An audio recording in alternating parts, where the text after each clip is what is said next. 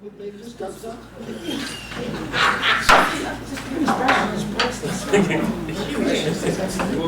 Thank you, sir. Good evening. Good evening. Let me try that again. Good evening. Good evening. I want to welcome everybody back from this summer vacation. This will be the first education meeting coming back from all our vacation. I hope everybody enjoyed their time off. I knew I did for the first time. So I want to thank you again for coming. Before I get to the purpose of the meeting, I would like to have a roll call. Everybody on this table here first, please. Everybody, introduce yourself. Hi, I'm Christopher Eads Doobie, 5th grade teacher at Audit Elementary School. Good evening, I'm Tim McKay. I'm the Director of Curriculum and Instructional Technology. I'm Jane Harbert, I'm the superintendent. Marion Fitty, School Board Director for East Lansdale. Jennifer Alfaro, School Board Director, currently serving as School Board President. Monique Boykins, School Board Director, representative of Colorado. Luella Richardson, School Board Director, representing Darby. Robert E. Rice Sr., School Board Director, representing Yale, and Chairperson Education Committee. Darren Burrell, School Board Director for Darby Borough. Hi everybody, Rafi Cave, School Board Director, Yaden Borough, currently serving as School Board Vice President. Charlotte Hummel, School Board Director from Lansdale. Purpose of tonight's meeting is very self-explanatory. Elementary English and writing material, Winnipeg School District Curriculum Review, preliminary PSSA, finalizing Keystone scores, special education update, successful all end of the year. What I'm asking for tonight, that everyone have an opportunity to speak. We'll start off first with the school board directors or the administrator has something to go around, then we ask those in the audience. What we're going to do differently, normally I start from the back row. This time we're going to start from the front row. What I would like for everyone to respect, if you have a question and the question that you have, you forgot to answer it, save it for the next round and give somebody else an opportunity to speak. We will try to get back to you. We will do that. And the time, hopefully this meeting should end around 8:30. If there's not a lot of questions, maybe it might end earlier, but we'll see. But 8:30 is our target date. So first up would be the elementary English and writing material. Mr. C. Reeds Stubbe and Mr. Tim McKay.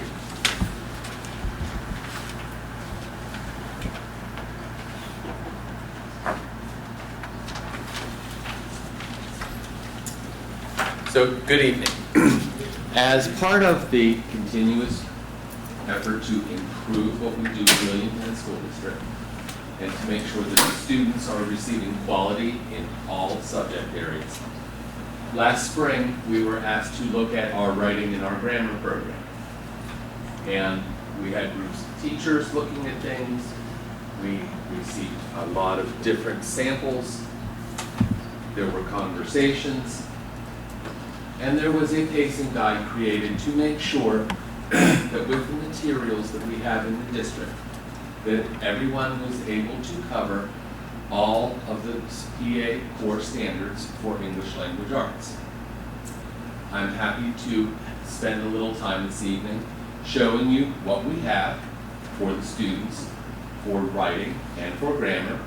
This would be 1st grade through 6th grade. And we have two components that we're looking at this evening. We're looking at grammar, which would include spelling words correctly when they're written, which would include capitalization, punctuation, verbs, nouns, standard things that people need to know in order to write coherent passages. The second part, which builds on the grammar, would be the writing. So taking the tools that a writer uses with mechanics, with focus, we have writing of the very genre that are required by the state of Pennsylvania. So I have three series actually that I'd like to share with you this evening.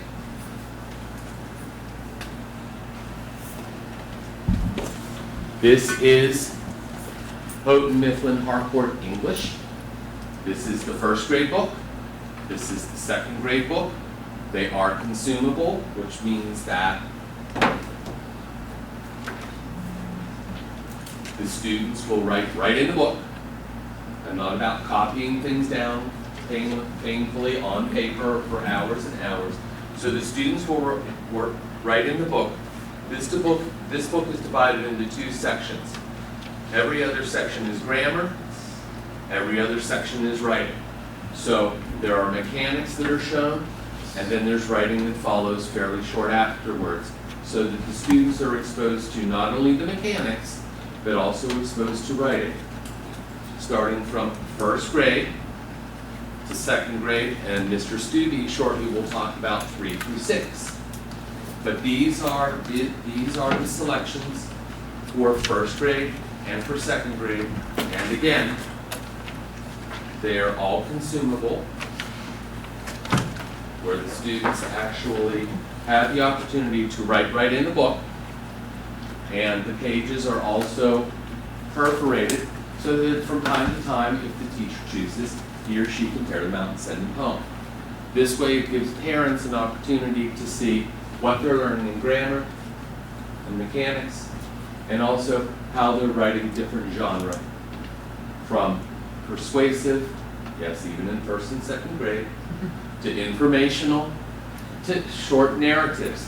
First all together as a group, then as we go through the year, they start doing their own based on the information that the teacher has used to teach how to write these different types of writings. In 3rd through 6th grade, as Mr. Stubbe will talk about in just a minute, it goes into even more depth. But this is going to be our foundation to get started. And then 3rd through 6th grade gets in more depth, as it does get graduated on into the middle school and into the high school. But it is important that we start off at the beginning of schooling. Kindergarten, although they do not have a new text, they actually have writing throughout the day in the Kinder Corner program. So adding something else to an already full schedule probably wasn't a wise idea, simply because it's already built into the everyday activities. So these are our 2 books for first grade and for second grade. And Mr. Stubbe is going to walk us through for just a minute what 3rd, 4th, 5th, and 6th grade students have to use for their English writing and grammar. Can we pass those? I'm sorry? Is it okay? Is it okay with the audience?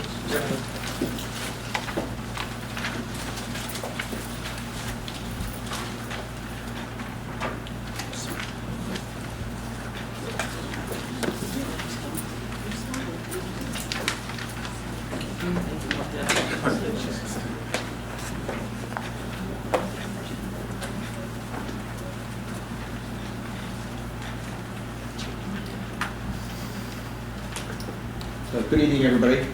Good evening. I work at Alumni School in 5th grade, and I was part of the team to, examine these resources and help develop a framework to, guide teachers into addressing the standards as Mr. McKay was speaking to earlier.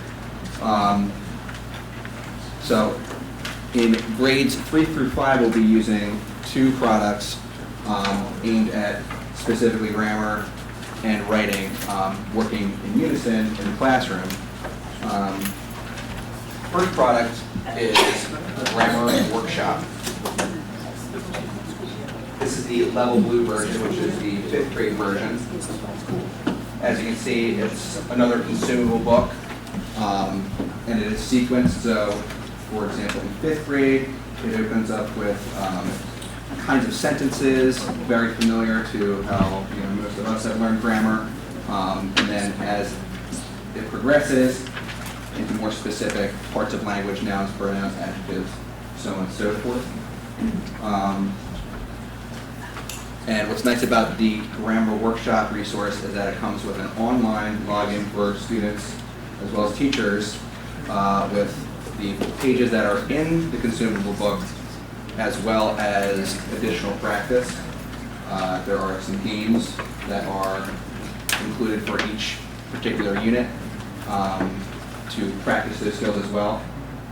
What's also very nice is that there are practice quizzes online that students can take the quiz, they'll receive immediate feedback, and that can kind of help guide student and parent understanding, of how well they're progressing with the grammar concepts.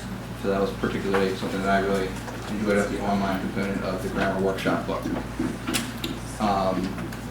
What's also nice is that even in case of a student forgetting their login information, a lot of it is accessible online as well without a login. So additional practice, some of the games, a lot of those practice quizzes are available online, even if they forget their login information at home.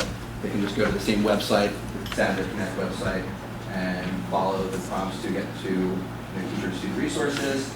And as long as they know what color level they are, they should be able to access a lot of that material, and even more once they know their login information.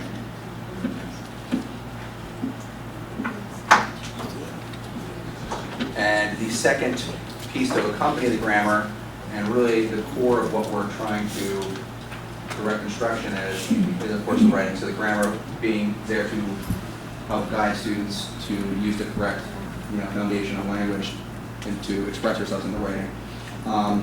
The writing book is also a consumable book. This is the student version. And what's interesting about the writing book is that it's not particularly sequential because there are many different genres of writing. For example, if we focus on narrative writing styles or a story with the beginning, middle, and end. There is informational and, of course, opinion or persuasive writing as well. And the writing companion book helps to kind of frame each genre of writing while providing examples of the features of different kinds of writing, and allowing practice with that, but not really directing students to write one particular prompt. And as a teacher, I really appreciate that. It allows me a lot of flexibility to, help my students to write about what they are interested in and what is meaningful to them. So it's, for the student book, it helps to, kind of guide their understanding of that genre. And for the teacher book, there's additional resources that I can use to supplement my instruction, while also allowing my students to choose what they would like to write about. So I really, I like that flexibility with this particular product. Do we have a little bit of time to show some of the online?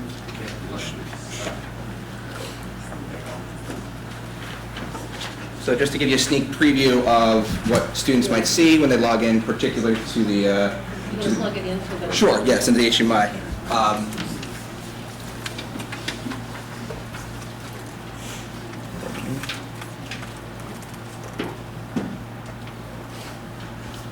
Okay, and that will boot up shortly. Here we go. All right. So this is an example of my account. All the icons with the red book there, that is exactly what is in the consumable book, which is serves as both a textbook as well as a practice book. And I can, for those of you that maybe have not gotten a copy of the grammar workshop yet, I can click on an example to show you. So as we can see that, it starts off, of course, with lesson 1. It gives you the information of that type of, whatever the skill is, and then immediately transitioning into some practice. So I can display this on my whiteboard in my classroom while the students are looking at exactly this page in their workbook. And in the next tab, this would be an example of what some of the students will see. You can see there are lots of those opportunities for extra practice. Proofreading practice as well, as you can see, it's another section down there. Earlier I spoke to the practice quizzes, and what's nice about the practice quizzes, once they load. Yeah, Huh? still not. They're being filtered. So this was a okay, that's a technical difficulty. As you can see, my student name for this account is Mr. Stubbe, so Mr. Stubbe does not have the full access that some of the official students do have. But transitioning right to this is the, as you can see, there's no login information up at the top here, and this is the, anonymous, so to speak, version that you can access at home tonight if you wanted to, even if your teacher has not provided your student with that login information quite yet. So moving on to something a little bit more exciting would be, the games. And the games are, they come in the form of some matching games where you have to, the familiar memory style game to match things. There are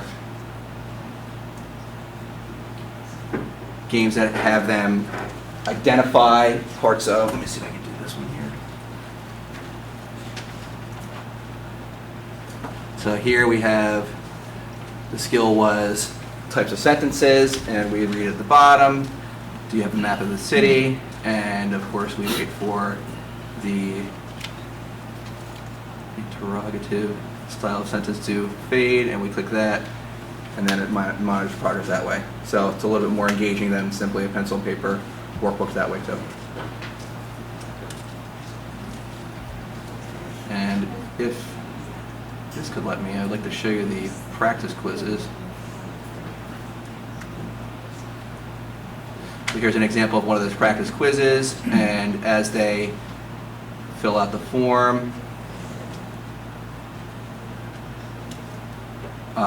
you can actually, in the full login version, it will, when you're done, it will check and give you immediate feedback as to, whether they were correct or not.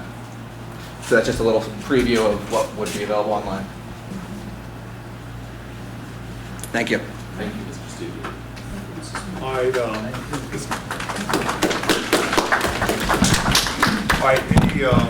if we start up here first, any presenter, Ms. Harvard, do you have any questions?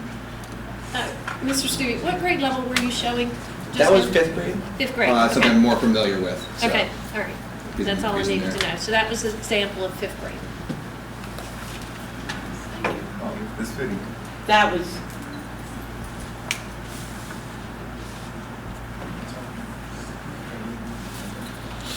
the question I was gonna ask, because I couldn't Go ahead. see Go ahead, what please. grade it was. All right. And one other question, are all the 5th grades doing the same work, or all the other schools doing different work? No. They're all doing the same? Yep.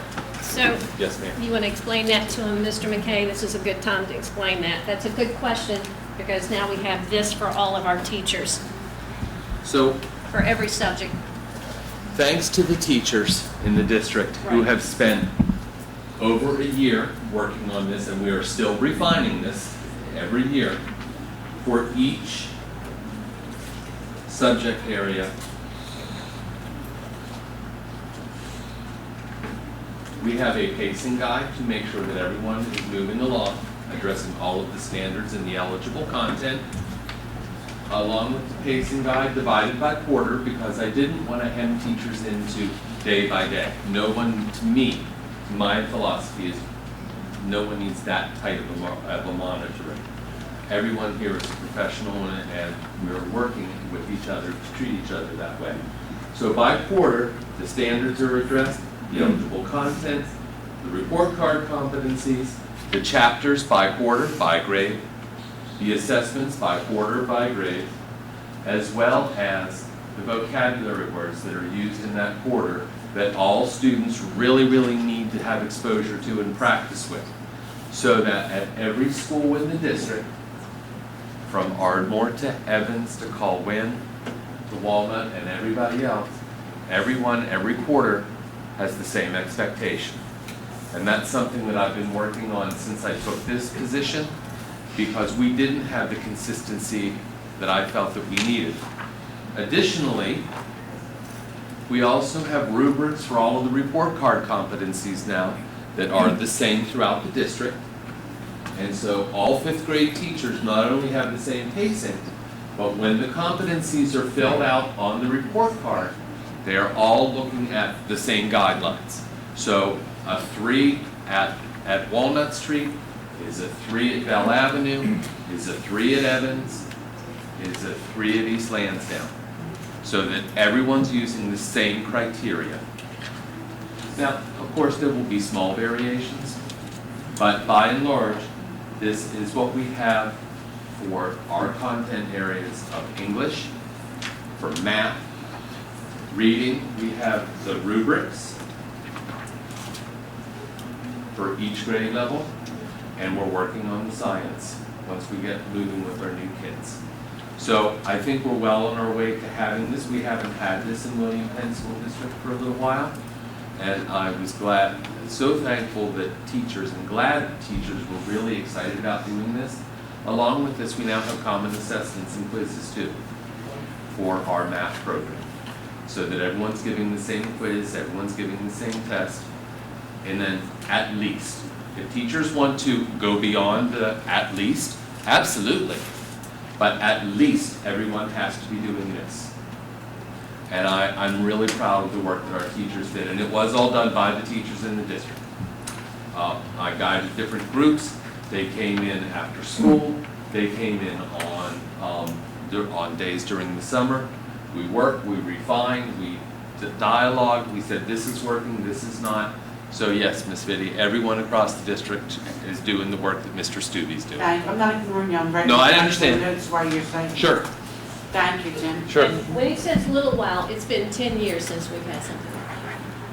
That's probably true. No questions at this time. Monique? I guess it's just a time to ask, one, how does this correlate in sync with SFA? And also, is everyone teaching it the same way? I know we're in the beginning of the year, so are we going to be monitoring that over a period of time since this is new? So do we have a plan set out to be able to monitor to make sure that everyone's teaching this the way it's supposed to be taught? My other question was, how is this implemented in the day? Meaning, how long are we going over these subjects? How, is it a half an hour block? Is it a 20-minute block? How often and frequency? Okay, so I'll assume that you're talking about the writing and the grammar, right? Yes. Okay, so schools and grade levels have about 30 to 40 minutes to teach this on a daily basis. This is brand new, and this is, day 8 of the school year. So as things are settling down this month, I'll be coming to ask questions of teachers. How's it going? What's the pacing guide look like? Show me how you're working with this in the class. Not in an evaluative type situation, but how can I be of more support? But I didn't want to be in there the first couple of days. So I'm just going to be asking teachers, what do you think of this? Okay. How's it working for you, and how's it working for the kids? Okay. And what supports do you need? Oftentimes I'm finding that when we have grade level meetings, the grade level teachers really work well together to bounce ideas off of each other. If someone says, I'm really struggling with this lesson, someone will say, oh, do I have something for you? And oftentimes it's very, very, very helpful. Okay.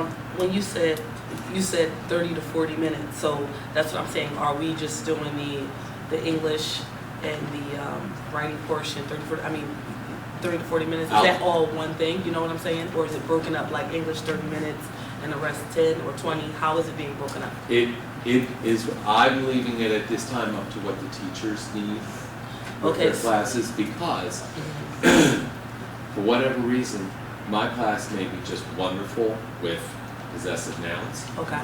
Yours might need a little more assistance. Okay. So the pacing guide is designed by quarters, so that by the end of the quarter, you must at least get this far. Okay. So on Monday, I might be on lesson 5, you might be on lesson 5 for Monday, and we better look at it again on Tuesday because I don't think y'all got this the first time around. Okay. The focus, of course, at the end, after we get through some more of the grammar to help the kids write better, which is always the goal, the focus really is on the writing. The grammar is a tool to get thoughts more appropriately down on paper. So when we were, I didn't mean to interrupt you, but when we were making our pacing guide with the teachers that worked putting this together, I said, let's remember that the end goal of language arts writing is the writing. And so I don't want too much time spent on the grammar at the expense of not getting the pieces written.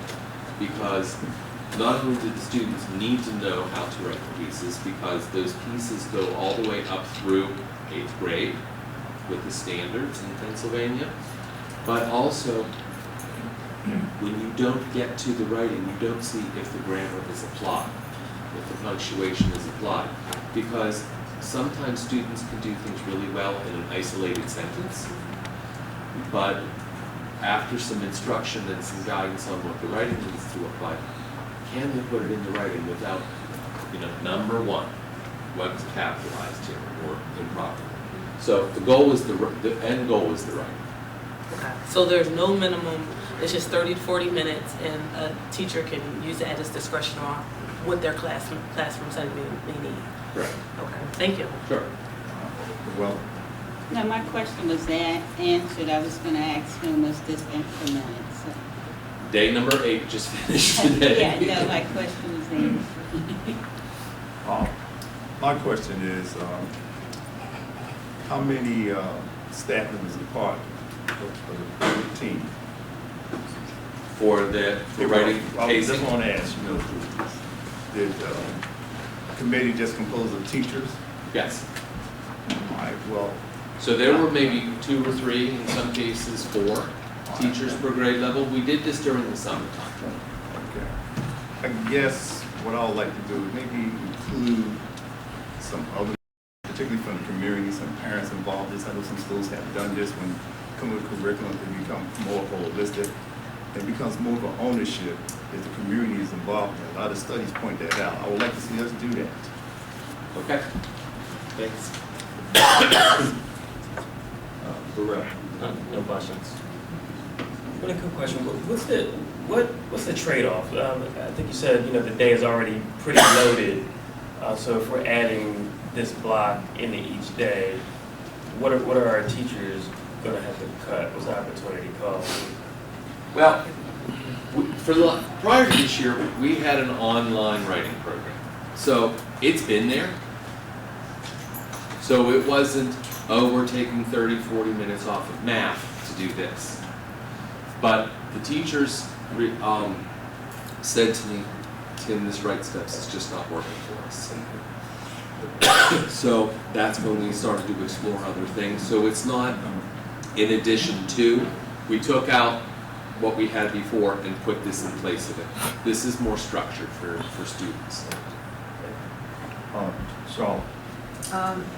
Yes, I noticed this is it Houghton Mifflin and Sadler and Perfection Learning? Are these all the same company? No. They're 3 different pieces. So how do they hang together or scaffold? Have we looked at that, so that there's not duplication or there's sufficient overlap but not overlap so that we're duplicating? Why these 3 discrete pieces? So Sadler, the Sadler product that we're using, the Grammar Workshop, is grammar with a minimal amount of writing. Okay. Now, do students get to apply it in a sentence or 2 after they've learned it? Sure. But the writing companion is absolutely focused on the writing. There are a couple of additional grammar exercises, but it is really working with the students on how to frame an opinion piece, how to frame an informative piece. So I couldn't find something really that addressed both equally and had a lot of functionality. The one that teachers liked a lot, and I wished I had known this before we even looked at it, the online piece didn't work. And fortunately, the sales rep told me that, and I said, gee, I wished I had known this before we started down that road. So you crafted the balance of grammar and using grammar in writing with 2 different Products. products. Right. Okay, so my next question, I'm trying to be as brief as possible. What's the research, information, results out there that made these particular curricular pieces recommended? Research-based, and I'm sure there are other things out there, not just Sadler or not Right. just Perfection Writing. What analysis did you go through? So we had a group of teachers looking at several products last spring. The product that they really liked was the one that, as I just mentioned, did not have functionality online. And so in 2017, I really wasn't interested in getting something that did not have some sort of technology for the kids to work with. The second choice for several of the grade levels was this, because they felt that it provided a good amount of writing, but was lacking the grammar. Because if you study it closely. Okay, I need to stop you, Mr. Dr. McKay, because what I'm asking is not what the teachers preferred or what even looked So like these are linked to read. the Common Core. These are linked to the Common Core. Right. And is there research showing that these are proven methods of increasing grammar usage and, For the grammar workshop, yes. all right, let's see. And what has been done in professional development before we hit our 8-day test period, and what are you doing for ongoing professional development? So we will continue to work on the writing this year. We did not have the opportunity at the beginning of the year, other than an introduction to this, but professional development concerning writing is planned for this year. Okay. And I don't think you addressed Ms. Boykin's question, which is, how does this overlap, support, hang together with SFA? So this is outside of the reading block. Okay? This does not occur during the 90-minute reading block. So SFA is really a reading Reading program. program, So correct. that's really the ability to read materials. This is the ability to write and Right. structure materials. Correct. Got it. Okay, thank you. So, Hold your question. well, But she hold asked it, but I'm something. saying, but when you get to community, hold it, I'll get back to you. All right. First,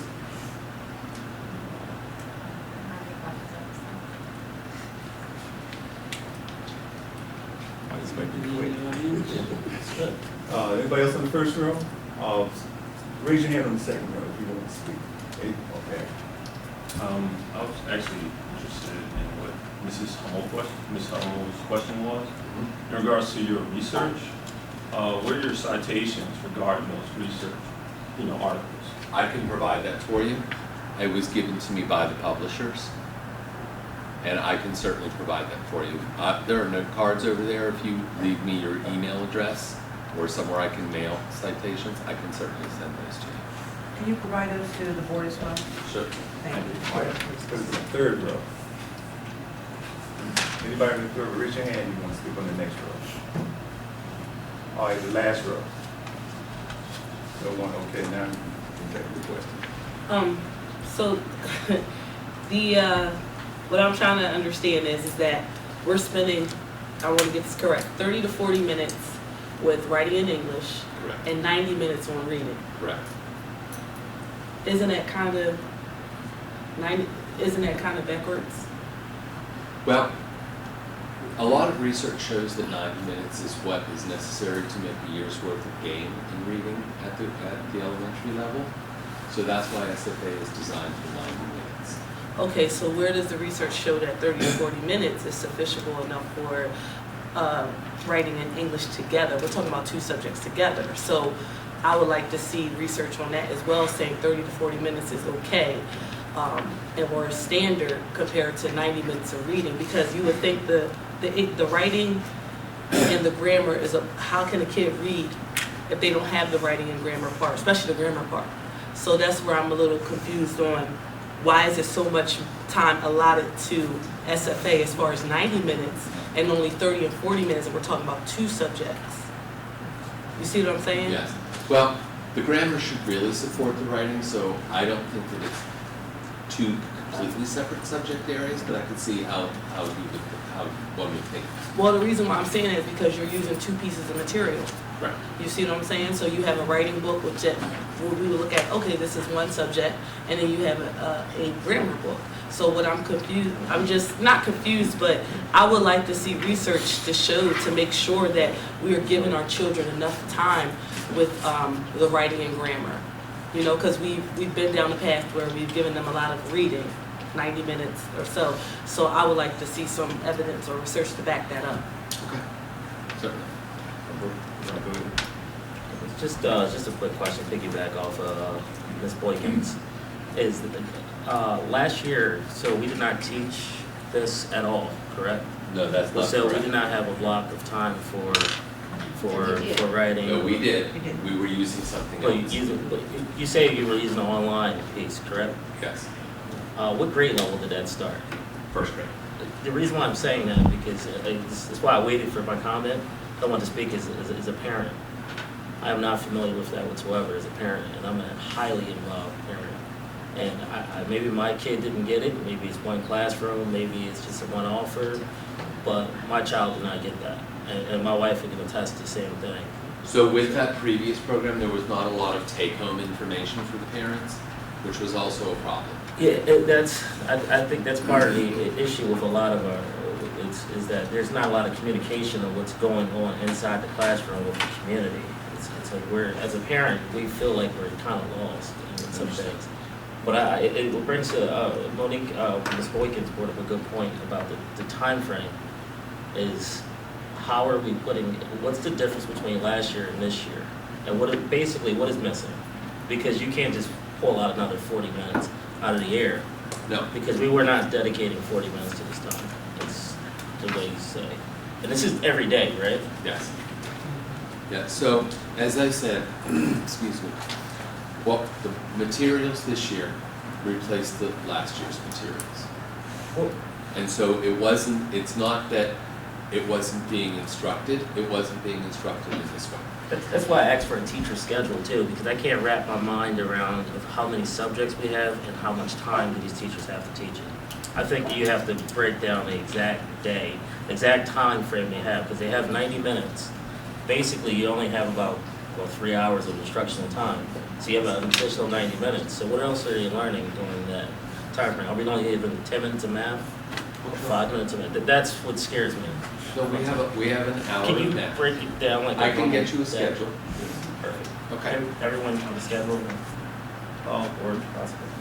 Mr. McKay, I'd like to go back to my point when I asked about the committee.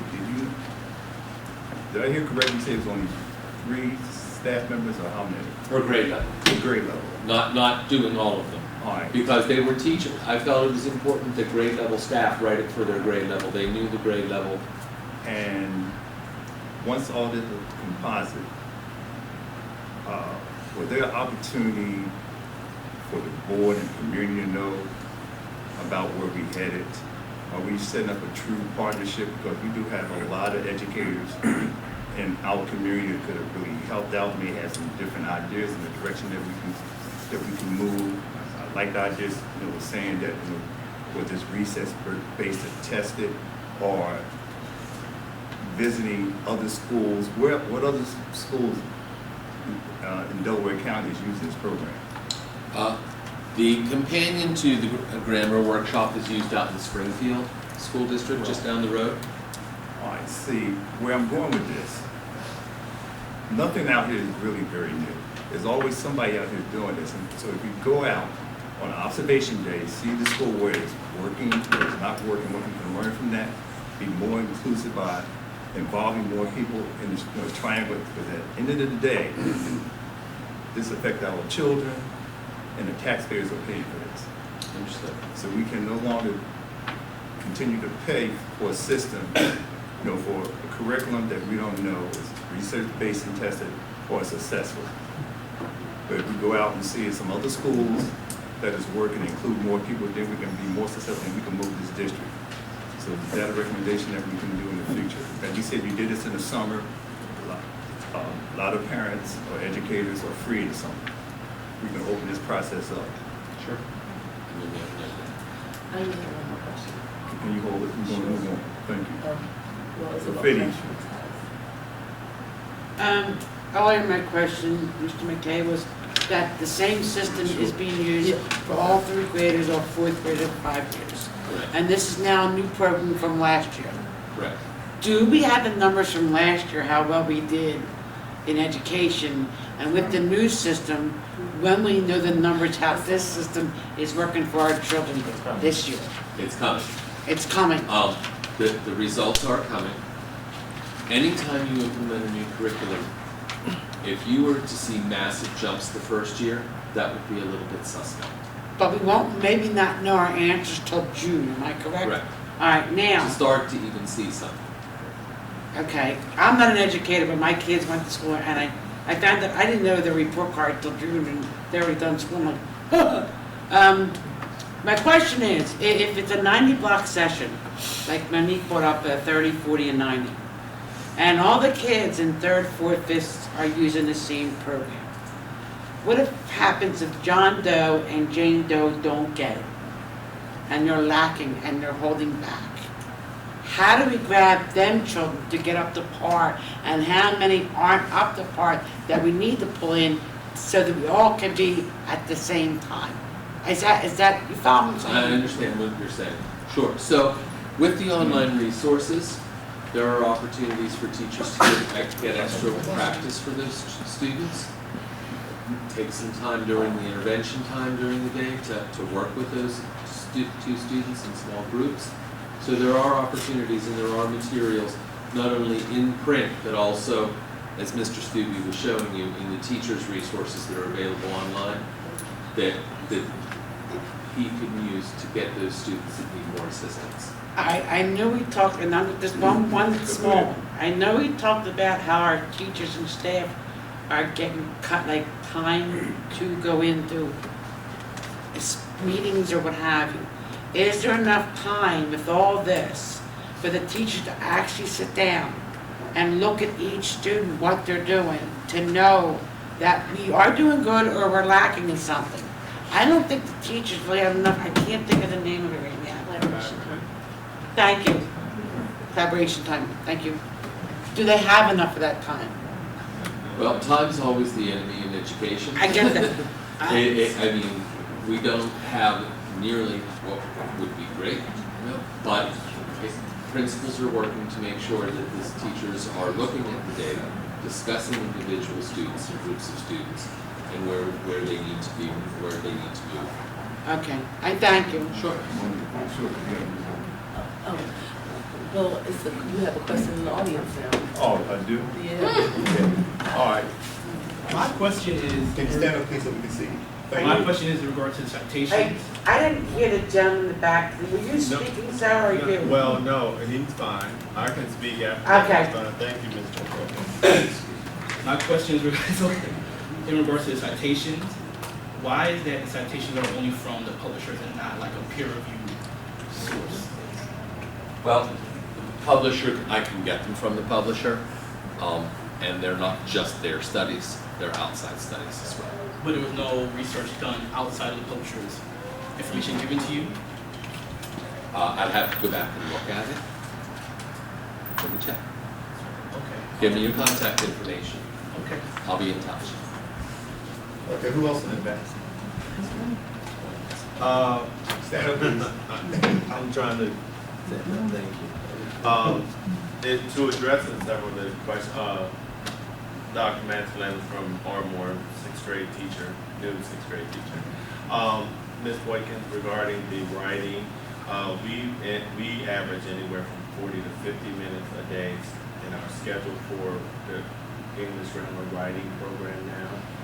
But also what does seem to be addressed is that embedded in our reading, every day the students are writing. So it's not just the only writing doesn't occur during that one period.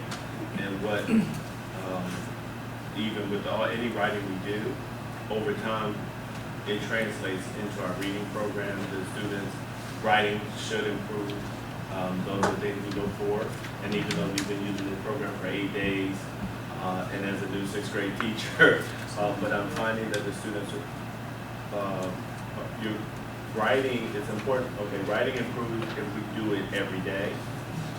Even if we go through the process of writing, that's where we are right now, and then it begins to talk about the different genres of writing. So even though it seems like we're taking 90 minutes of reading, that's a little deceptive in the sense that we're only doing reading during that block. The students are also writing, and then we are also then writing in the grammar. And then the red book, and I wasn't sure if it was articulated or not at the presentation, but the red book is grammar for writing, so it really embeds the grammar in the writing, and it's not a standalone grammar system. So it's not just grammar and then it's writing. It's grammar in writing, and part of our concern or the concerns we've heard from parents is that we aren't making the connection between the two. So now this program is doing a better job of that. because really you will get better with grammar. Students, I'm also an English teacher, but grammar improves if you apply it when you're writing, as opposed to learning grammar over here and then doing writing over here. There's not a connection. This, so far, appears to connect it a lot more cleanly. Okay. All right. So that was actually leading to my question is how we have in SFA the groups, right? So is this structure in that group setting? Because it goes back to what Ms. Fitty was saying was with regard to if we're identifying, how are we identifying those that are behind? Because is it in sync? That was going back to my question is SFA in sync with this English and writing program? And if it is, writing and grammar program, and if it is, how are we identifying that, especially if we didn't have any professional development ahead of time to be able to sync the two? You see what I'm saying? Like, how are you identifying the kids that are behind? I'm sorry. Are you referring to Ms. Boykins, how the students are grouped based on their reading, and then how we address those same students in class? No, you said that you described the fact that you're doing the 30 to 50 minutes, right, of the grammar and the writing. Right, the program is closer to 50 minutes. And then and then you said SFA has a writing portion. Well, the reading program has a writing portion, correct? Well, every day the students are writing. Part of that is that they read and then they respond to what they're reading. So it makes that daily connection that they're writing in response. And that's what I'm saying. How are you identifying those that are behind? When you say behind, are you referring to their reading level or just their skill of writing and things of that nature? Let's say skill of writing or grammar. Well, one thing we want to make sure we do is that the reading program is instructing them on their reading level, but in the classroom, because we know the students are tested on a grade level, the teachers differentiate their instruction and teach them through this grammar, writing, and writing companion program. So one student may be more capable as a writer. So then you can let them and you can instruct them to do other things where the program doesn't really push students to write what they can't write. So a sixth grader, if they're, let's say, a struggling writer in sixth grade, you can still use this program because it's not based on where you are as a writer. Because the program so far, we've been talking about the process of writing. You can teach that to anyone, okay? And then when we begin the actual writing pieces, then you do conferencing with the students, they do peer editing. Those are then opportunities for you to then begin to address their individual writing ability. Okay. All right. Let's give Matthew a round of applause. I would also point out that you said you're a new sixth grade teacher. That doesn't make you a new teacher. No, it You're does new not, to the sixth grade. You've been at this for a long time. Yes, I have. Okay. Thank you. Thank you for clarifying that. What I would like to recommend while Matthew is here, I put him on the spot. I would like for him to be a presenter next time. We need to see more of Matthew, so thank you for coming. Thank you. Thank you. We already moved towards 7:30. So we can And move. we have ready to 3 move more on to the bullets to get to. We have what? 3 more bullets on the agenda. All right, so next would be the curriculum review.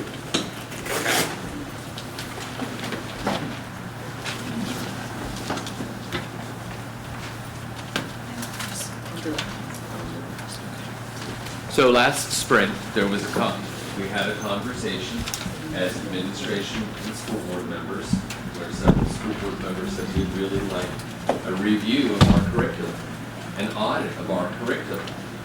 So I wanted to make sure that everyone understood what a review and an audit entail.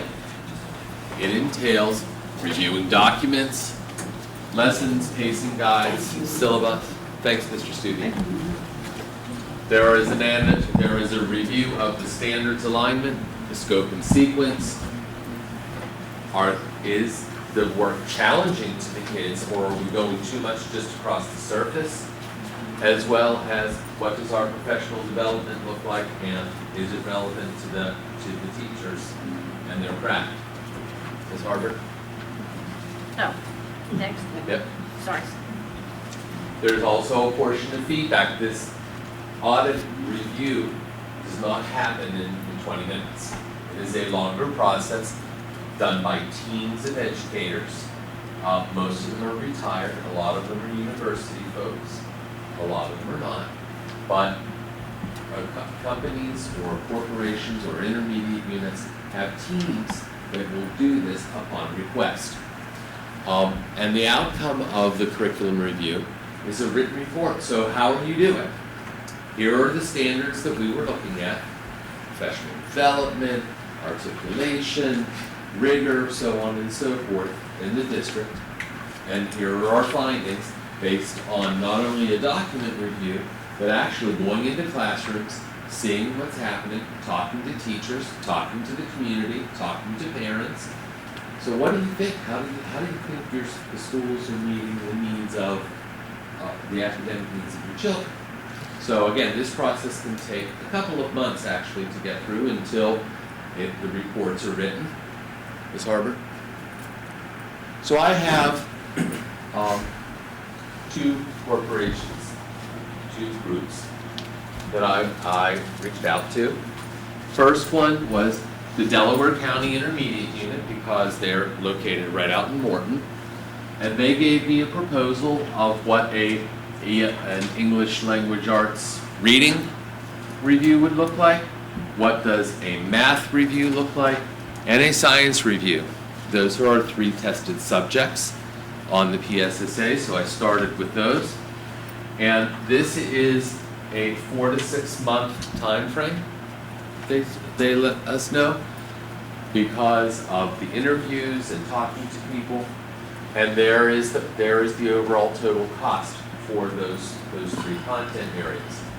The other company, which has a very, very good reputation, is the Curriculum Management Solutions Incorporated. They are from Johnson, Iowa. Their proposal was approximately the same, although theirs was not as detailed. I said, if we're going to go in your direction, I'll call you back and get a line-by-line cost breakout. The cost for that would probably be about the same, maybe just a little bit more depending upon expenses. And the team would consist of 4 to 5 educators that have gone through their vetting process, been thoroughly trained. It's all on their website of how they're trained and what they're doing. And they would come in and essentially do the same thing for us. And then, again, give a report, not only to Ms. Harbert, but to you all and to the community too, about what does our scope and sequence look like? How are our materials? Are we asking the right questions? Are we getting to the real meat of the content?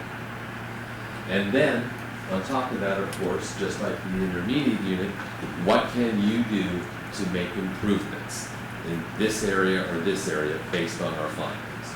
So that's what the feedback and the reports are all about. Based upon, here were our findings, this is what we think we all need to do to make improvements. And they vary from looking at the pacing guides, looking at materials, looking at your professional development, looking at policies in the district that have been established, and are they being followed and looked at carefully? Is everyone, as Ms. Fiddy asked, on the same page? And, is every child getting at least and then more? So this is what a curriculum review or a curriculum audit consists of. And again, this was to continue the conversation about the request that was made to look at this. So these are the 2 that I have. There are other companies out there. They're located in other states, and a lot of states have their own company that they look at. Like, for instance, Texas has one, California has one, Washington State has one. They prefer just to work in their state. But the intermediate unit is obviously familiar with the curriculum requirements in Pennsylvania, and the Curriculum Management Solutions, the CMS, Incorporated. It would also be using people from Pennsylvania to come to William Penn School District to do this work. So a couple of board members had asked me, where are we with that process? And so these were the two proposals on the table. I wanted to make sure to bring them to you guys tonight and to the community tonight. Again, to let you know, the questions, there were questions last spring and early summer about the writing and the grammar. And so we're trying, this is our answer. There were questions about the rigor of the curriculum and the cohesiveness of the curriculum. And can we look at a curriculum review or audit? This is our answer at this time. So these are the two proposals. I can continue to look for additional ones. There don't seem to be a whole lot of companies that do this work in depth. So these are the two that I'm working with at this time with Ms. Harbert, and we'll see where they go. This one, I told them if we chose to go down the road with them, I would need something more detailed, and they said that would be fine. But this would be their best guess. It's usually based on the size of the district and the number of the schools. That's how they determine what the price is. Mr. McKay? Yes. Before we go on, like I said, looking at time, maybe Okay. one, no, I know you've been very good, but I'm saying one question at a time. That, what, I'm gonna make two into one, Okay. Okay. okay? This money that you have here could be some grant money, some come out of our budget funds, right? It comes out of our, it will have to come out of our general. And Title I? Right. No, I No, cannot it pay can't for come it out out of of Title Title I. Okay, so it comes out of our budget. Correct. Okay, number two, fast question. When this audit is done, is this done before the school year ends? So we know where our children is before the end of the school year? So we know, hold back the worst and figure out what are we doing wrong? So it would depend on when we started, because as I said, it's not a quick process. And then they go back and they codify all of the data to make their reports. So it's not something that can happen in 20 minutes. We say, okay, we're going to go with your company, and can you be here tomorrow? They study the district first. I send them things that we have in place already, and then they come and do site visits. So with this being a new program, we won't know by the end of the year, or maybe later. Well, it wouldn't show results of how the kids are doing. It will show, are we doing the right thing for kids? Okay, thank you. Did Curriculum Management Solutions have an option to do them separately like the DCIU? They do. They do have that option. When I spoke with them, they said that oftentimes they offer specific program audits, but they have found that, and they're happy to do them, but they have found that it spills over into a full audit because everything in education is so interconnected. Just a real quick question, and this might get addressed later in the special ed. If we get you around, anybody else?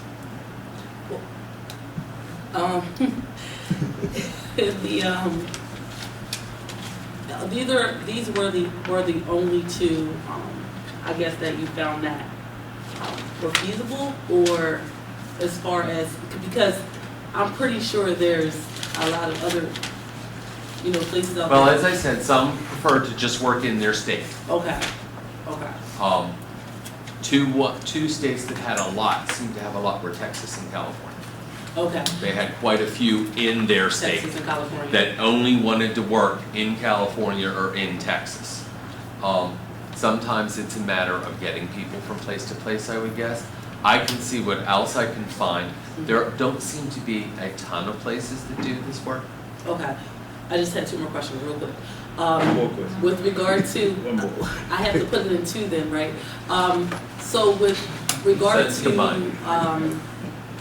can we do, as Jim was saying, what are the pros and cons of doing separate audits as far as, like, for instance, one year we do English, next year we do math or whatever, what are the pros and cons of that? And then also, I wanted to ask is that, with regard to the curriculum overall, is there grants out there that we could use to be able to pay for that? I know, Jane, you were talking about, I know you can't use Title I money, but I'm just saying, are there any grants out there that cover this? Have we done research to look at other districts that may have needed help or any type of assistance with curriculum review, and what route did they go? Has that research been done? No, that has not been done.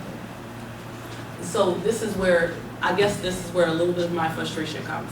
Because we know that funding right now, we're at our wits' end Very with tight. funding. And I feel like for you to be the curriculum director, that we have to exhaust all options.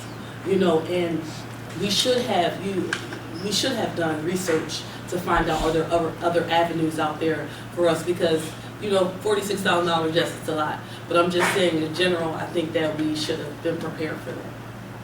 I can certainly see if there are any grants out there for that, and I'll get back to you as soon as I can. Thank you.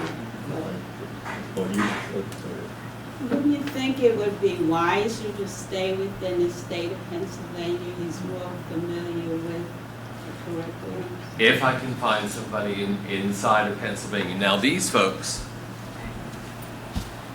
that they have trained, they are in Pennsylvania or New Jersey or down. So hopefully they would be close enough that they would not have to fly in from Erie or something along those lines. So they do have groups around the country. No problem. Just a really quick one. Does this also cut into special ed and ELL? I mean, does it cover all of our curriculum, or just kind of like our So standard? these are the three contents. Right. And so they would be looking at these three contents for what we have as far as policy and procedure are concerned. Would it touch on those two specialized groups? Probably. But it certainly wouldn't be just focused on those two within that content. But it would seek to find out what are we doing for, say, English language learners in math, and are you doing the right thing? Because I know there are special ed audits. I don't know if that was, just a whole separate animal. Yes. And this, when I spoke with Curriculum Management Solutions, they will do just a special ed department audit. Right. And I'm quite sure that if I had that conversation with the DCIU, they would be able to do just a special ed audit, just an ELL audit. Mr. McKay, I do have a proposal that was given to me last year for a special ed audit for about $10,000. But can I just say, we have to separate a curriculum audit from instructional materials. They are not one and the same. No, that's The correct. curriculum should be what drives how we use the materials that we purchase. That's correct. So when we're talking about a curriculum audit, we want someone to come in and talk about, are we taking our standards and making the most out of them for the benefit of our students, no matter what material you use. You can pull it out of a paper bag and it be just as beneficial as what you paid for, so. Correct. So it would not be, this material's better than this. No, right. No, I understand. So it is looking at our instruction and how we're using it. Right. But I want everybody to understand. Yeah, I don't think so either. I think a lot of people are asking for an instructional materials audit. Right. Are we using the right things out of the box to get to those standards? I think we've done a lot of work in standards in this, and the state has imposed a great deal of standards. But are we using the right, that's the big argument about SFA. Are we using the right materials to meet the standards and achieve your results? This curriculum audit will not do that. No. So we want an instructional material audit or evaluation. So I have a three-part question. So one, I wanted to know, I know. So one, like, when was this original conversation had? Two, do you have a policy of you need to get X amount of proposals? And three, is there a formal RFP? Because it seems like we're not on the same page as to what's needed. And I mean, if those people from Johnson, Iowa company, if they're not here, I'm pretty sure their expenses are going to be more than $6,000 for 5 people over 5 months. Could be, So absolutely. those are my 3 questions. Could be. That was good. Okay, I'm sorry. When was the first Number one. conversation? The first conversation was last spring about this. last spring, do you have to have a contract minimum or our proposal minimum? No. Like, I need to have 3 competing proposals?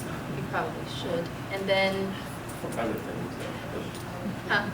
for some things, but. For some things. Not for this. And then, are these like general conversations, or is there an actual like full RFP that's going to be reviewed by the board and approved before it's sent out, so that we don't have instructional versus curriculum versus 3 buckets and things like special ed and everything else? Well, it certainly would be reviewed by the board before we would enter into this, because this is a whole district process, and the whole district would be involved. It's not folks sitting in the office with me. So the board would have to be understanding of what it is we're getting, as Ms. Hummel made sure and Ms. Ambrose made sure to know what it is and what it is not. So we're at 6 months, and this is as far as we've gotten. So we did not have education committee meetings this summer. June, July, and August. This is the start of the school year again, so our education committee meeting is back in place. All right, that's what I want to address. Are we leaning towards Delaware County Intermediate Unit versus Curriculum Management Solutions? Well, which one are we leaning towards? I need to talk a little bit more with Curriculum Management Solutions. What about Delaware County Intermediate Unit? I actually have a piece of paper outlining a lot of what you see in the slide tonight, have seen in the slides tonight, was inside the proposal. I might be answering your question. I want to invite them to, remember I talked to you about that, I want to invite them to our next education meeting, and they can go on and speak to the public.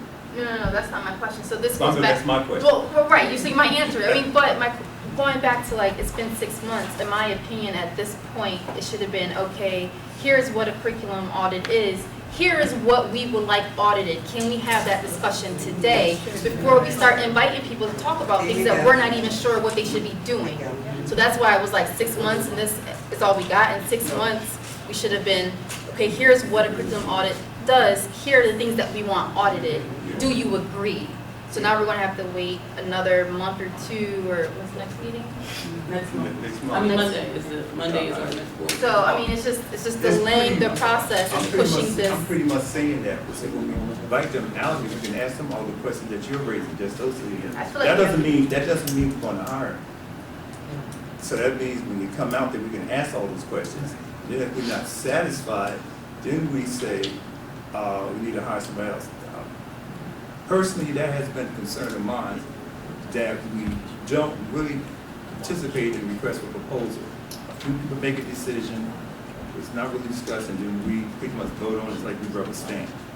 We need to know that we have a request for proposal, just about for everything that we do that we paying for.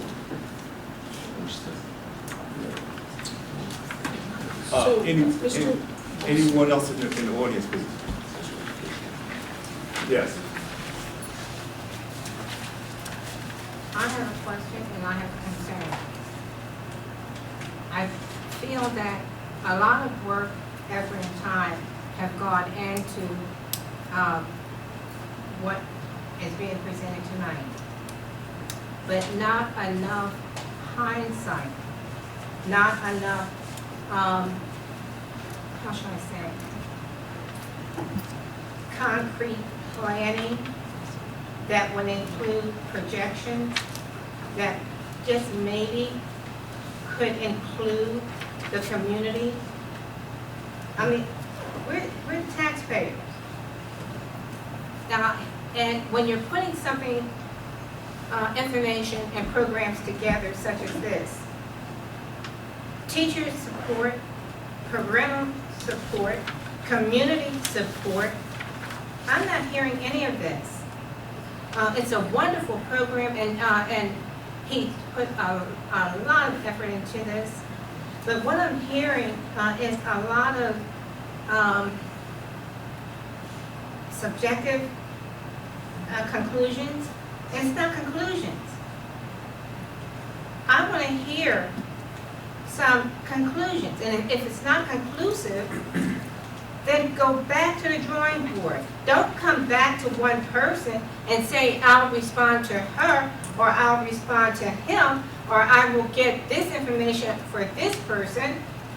Not just one person is sitting in this room being privy to this information that is being delivered here tonight. want to know, and I don't want it just to come to me as one consumer, taxpayer, parent, grandparent, interested party. Everyone sitting here have a vested interest. So stop just speaking and addressing back to just one person. Because whatever information you get and give to her, I want it. Whatever information you get and give to him, excuse me, or to him, I want it. And I want to be in on knowing how is this going to impact. When you're talking about grant money, you're talking about grant money as if you've already have this money set aside.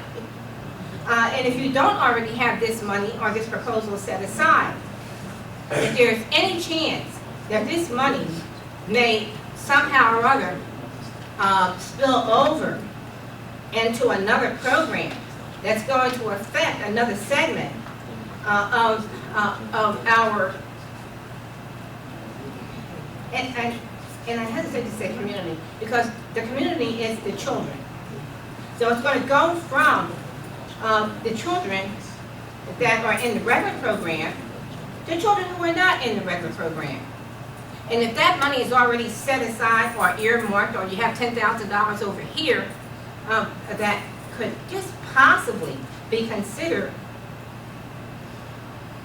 what happens when it leaves that pool? What are you going to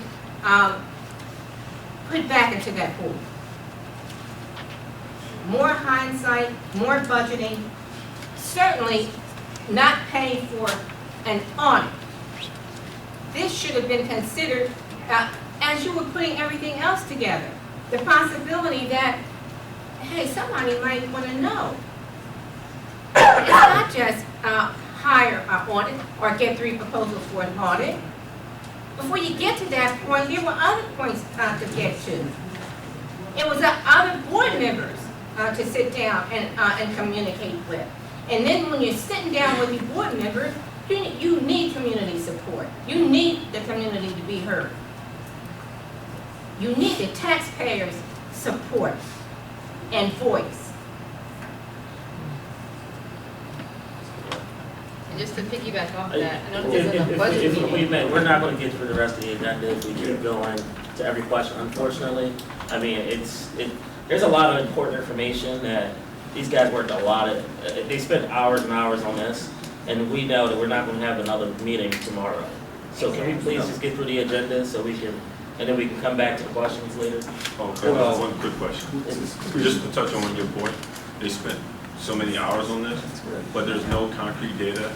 It's coming to the next, a lot of these questions are getting addressed later on in the presentation, that's why I was like. And next time, could you guys bring that supporting documentation? It's here, it's definitely 100% here, that's where, that's the best way to get through it. All right, excuse me, please. Before we pretty much change the venue, I did say we would have question and answers at every presenter. Do we want to try to get through the agenda?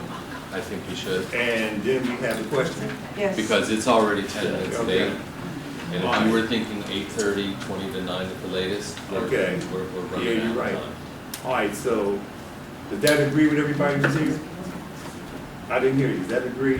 Sure. That we hold the questions off after all the presentations are made?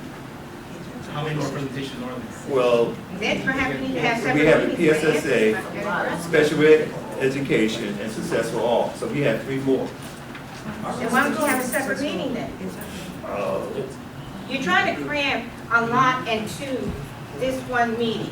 And that's a lot for the community to digest.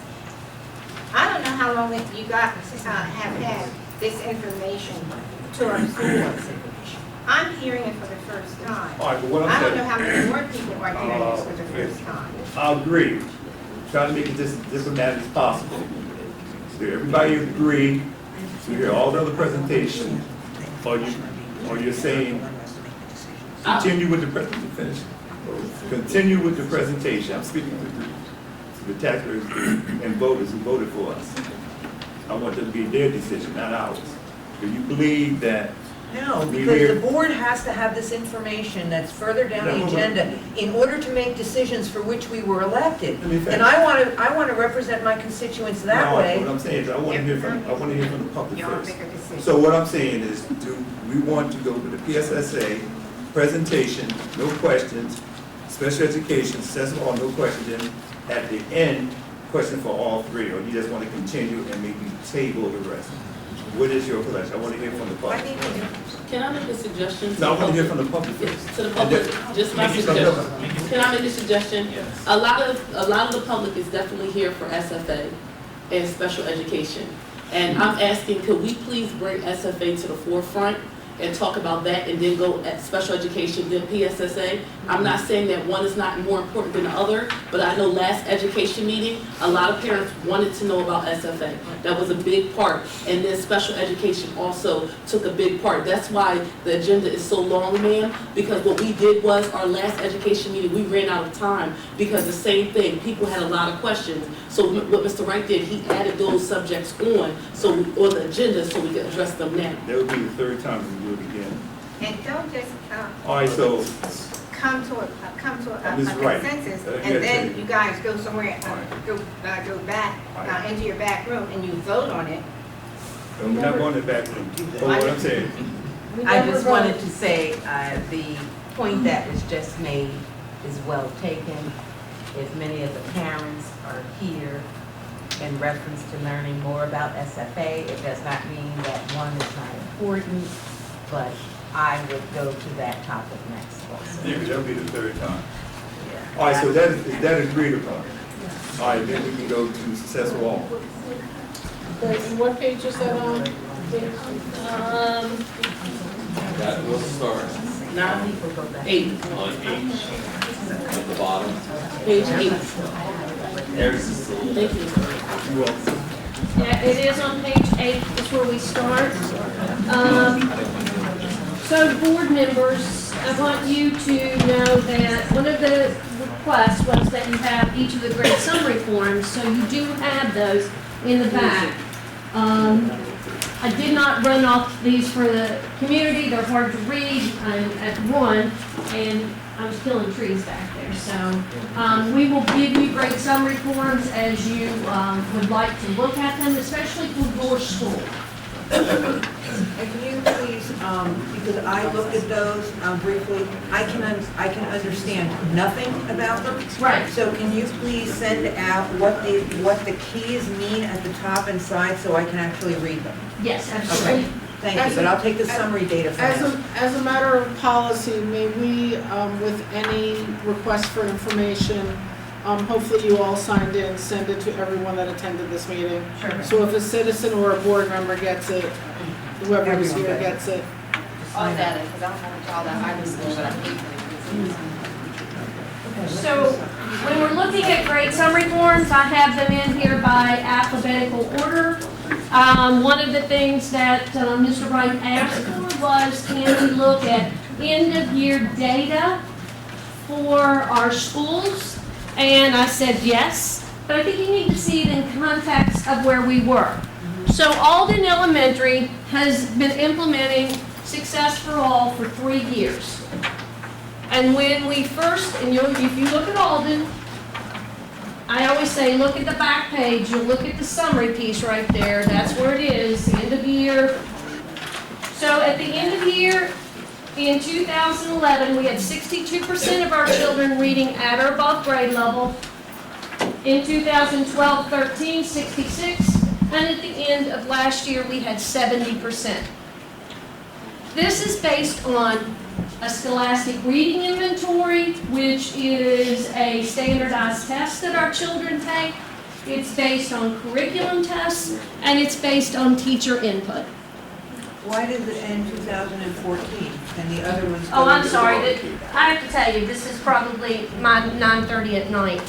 So if you look, I'm sorry, if you look at your sheets, it's really supposed to be 2000 and you started in 13-14, 13-14, 14-15, 15-16. No, this is 16-17. So anyway, Okay. if you look at last 3 years. yes, it's the last 3 years, and I apologize for that. I didn't catch that, I'm glad you did. That makes sense. Okay, Alden, so let's go to Ardmore. Ardmore's been implementing for 6 years. They started when they were in St. Joe's. Folks, do you remember when they were in St. Joe's for 2 years? Yes. We had 57, 66. We moved them from St. Joe's back into Ardmore. You see the drop? I can explain it. The drop was we added over 100 second language children into that building that had never been there before. Really quick question, what is this measuring? What exactly? They're reading, their ability to read at or above grade level. What year did we move K-6 ELL to that building? 13, 14, right? 13, 14. And how many ELL students were in it last year? Last year, we are about 120. Okay, thank you. Okay? Again, you flip back behind the next colored page, you're going to find all of your Ardmore grade summary forms. Okay, I want to be clear too, because this often gets confused to me, where I look at these numbers going up and down, I'm thinking, boy, these children are doing worse. These are not the same children. That's right. These are different children every single year. So it's not like somebody who was proficient in 2013 dropped back. That's right. These are different children. What you're saying in terms of Ardmore is we got an influx of people who don't speak English. We added a population here when that population had never been there before. Got it. That population had been at actually Alden Elementary prior to that. Oh, excuse me, I was going to let Jane finish the presentation before we start asking questions. I just want to make sure the information's clear. Yeah, but we had 3 questions that was asked by Jane in the Okay. presentation. So next is Bell Elementary. 6 years of implementation. You see this drop here. I'm going to go ahead and address this drop. 52, 54, 60% drop. I can tell you what it is. Change in leadership. Absolutely, it was a change in leadership. This was our Rodriguez, and then we brought in, and so we've not had consistent leadership, and Mr. Wright knows that, at Bell Elementary for 3 years. So we're going back up again. Colwyn Elementary, 3 years of implementation, end of the year, 14, 15, 50%, 62%, 73%. East Lansdowne. You'll see this right here, change of leadership. What year? That was, you had Dr. Watson Bowie the first 2 years, and then Miss Cubitt came in, but Miss Cubitt was out, and then you see consistency the last 3 years. So they started 6 years ago with 43% of their kids on grade level. We're at 67%. Grade summary forms are there for you to see. Evans. Not sure I know. I've got plenty of Evans teachers here. We started at 49%. You'll see some dips, and then you see 64% is how we ended last year. What is this percentage of? Percentage of students reading at or above grade level. The whole student body K to 6. Okay? Can we have access to that? Yes, absolutely. Oh, Park Lane. Park Lane. We see this change of leadership. Back up. And Walnut. 29, 37, 43. Continuous improvement. Penwood Middle, because Penwood Middle has only been implementing for 1 year, this is their each quarter. This is where they started at the beginning of the year, baseline, to the end of the year, 62%. 16, 17. Right. Here's district. I don't know why my graph kept getting skinnier, but again, it was 9:30, I'm going to tell you. So district, here we started at 48, Last year, we ended at 53. This is the year you saw the 2 drops in the big buildings. So you see that. Also, I'm surprised we didn't take even more of a drop here, because this adds in your 7th and 8th grade that we didn't have before. Okay. That's the last slide. And you have all of the grade summary forms for every school. That's all? That's it. That's end of year data for the last, yes. Just for clarification, so 2 things. Going back to a couple slides, I can't remember. You said there was a dip because students were moved from Alden into a school, but weren't they educated at Alden? That was the year before we implemented the Success for All program at Alden. Awesome. And then changing leadership as a Principal. No, I understand what that Right. means. But if this is a mandatory, like 90-minute block, and Right. teachers are just implementing it as they should, why is change of leadership impacting the way your teachers are teaching? It always does. There's something about it. So are we not holding, so what is the accountability for teachers with the district itself and not just the principals?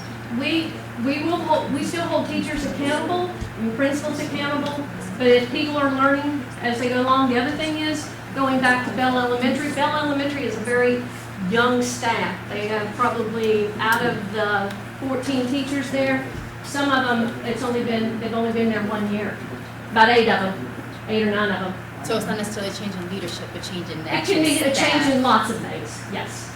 Thank you. I just go back, anybody up here from the board, have a question? He has a question, Mr. I Wright. have a quick question.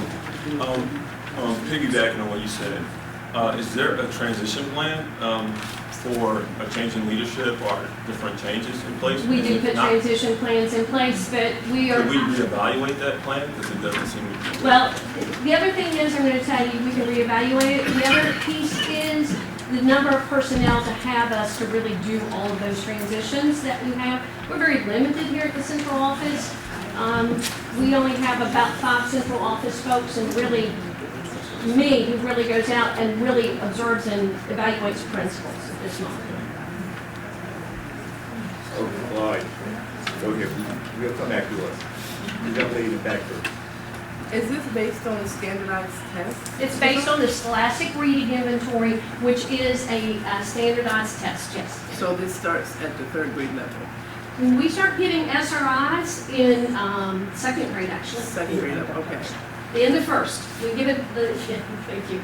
We give it at the end of the 1st grade because our 1st graders are not ready to take this standardized test, and and I will be honest with you, when we give this standardized test, even to some of our 2nd graders, we question the validity of it because we're wondering whether we're measuring their ability to do a test on a computer or their ability to read, because those are 2 different things for our kids.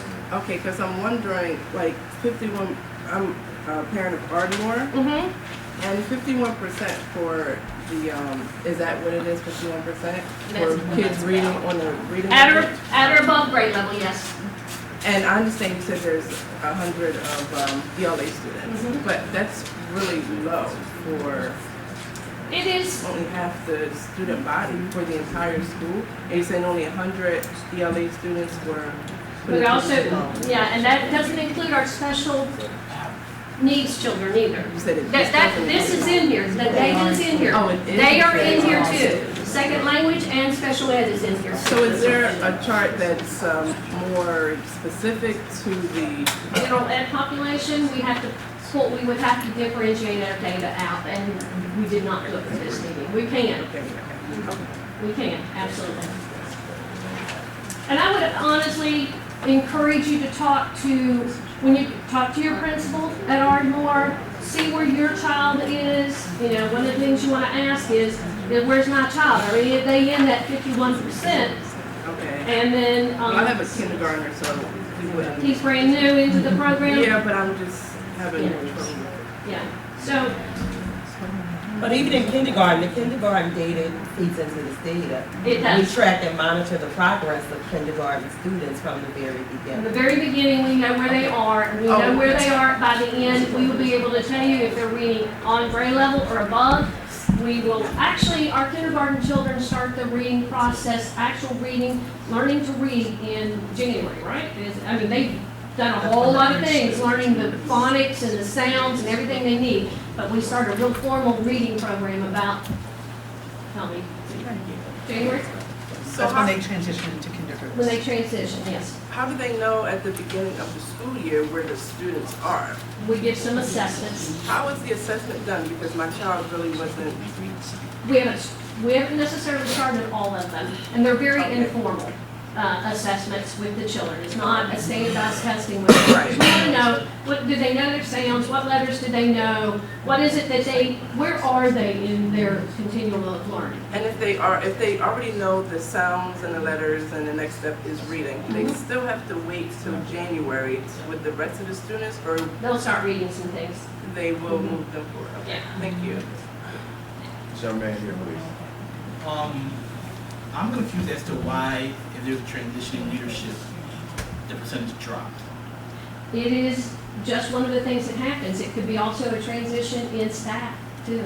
I can tell you that maybe there was a big turnover in our staff in that building that year too. I'm specifically talking about when you said leadership change.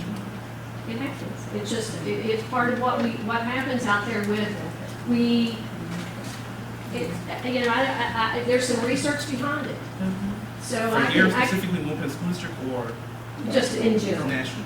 Yeah. But the principals are not in the classroom teaching. So. But they're the ones who monitor and hold folks accountable.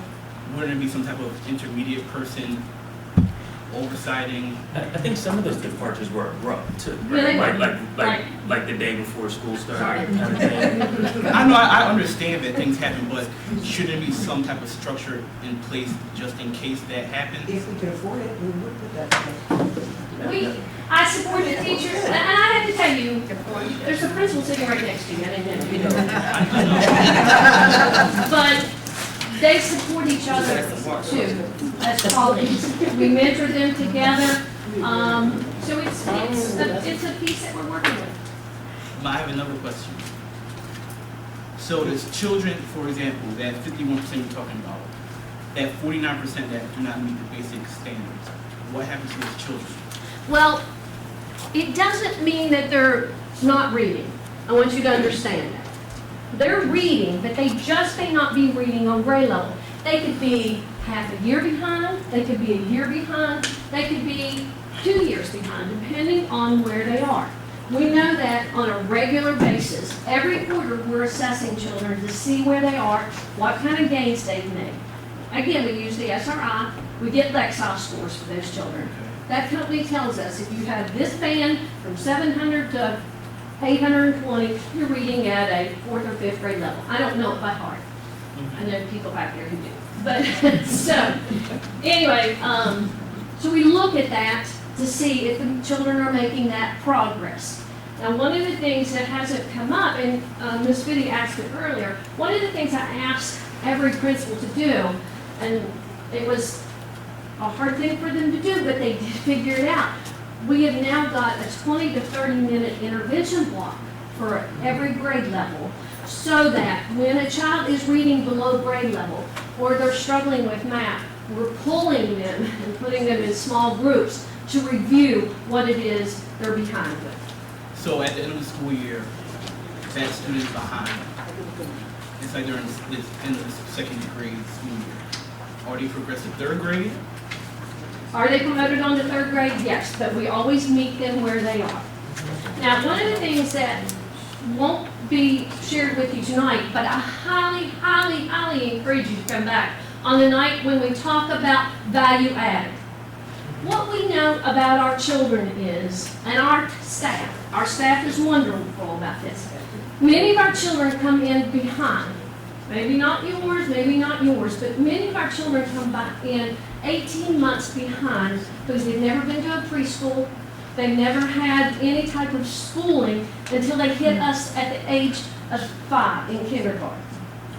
So we are working to make sure that those children make those gains on a regular basis. So when a child comes in anywhere from 9 months to 18 months behind, our teachers greet them at the door. They say, come on in. And they make sure that our children make more than a year's worth of growth. That's the data I can show you in October. The state has not released it yet. Our teachers make more than a year's worth of growth with our children. The data reflects that. There's huge deficits in our population that come in, and we're trying to make them up every single day. But we're often held accountable to make up the deficits that walk through the door.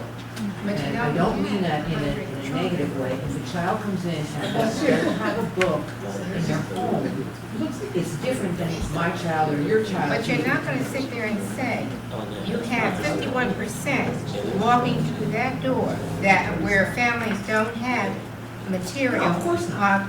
Well, then don't say that. I didn't. Put it differently. There Say are it children differently. who come with greater needs than other children. Well, then lower that percentage then.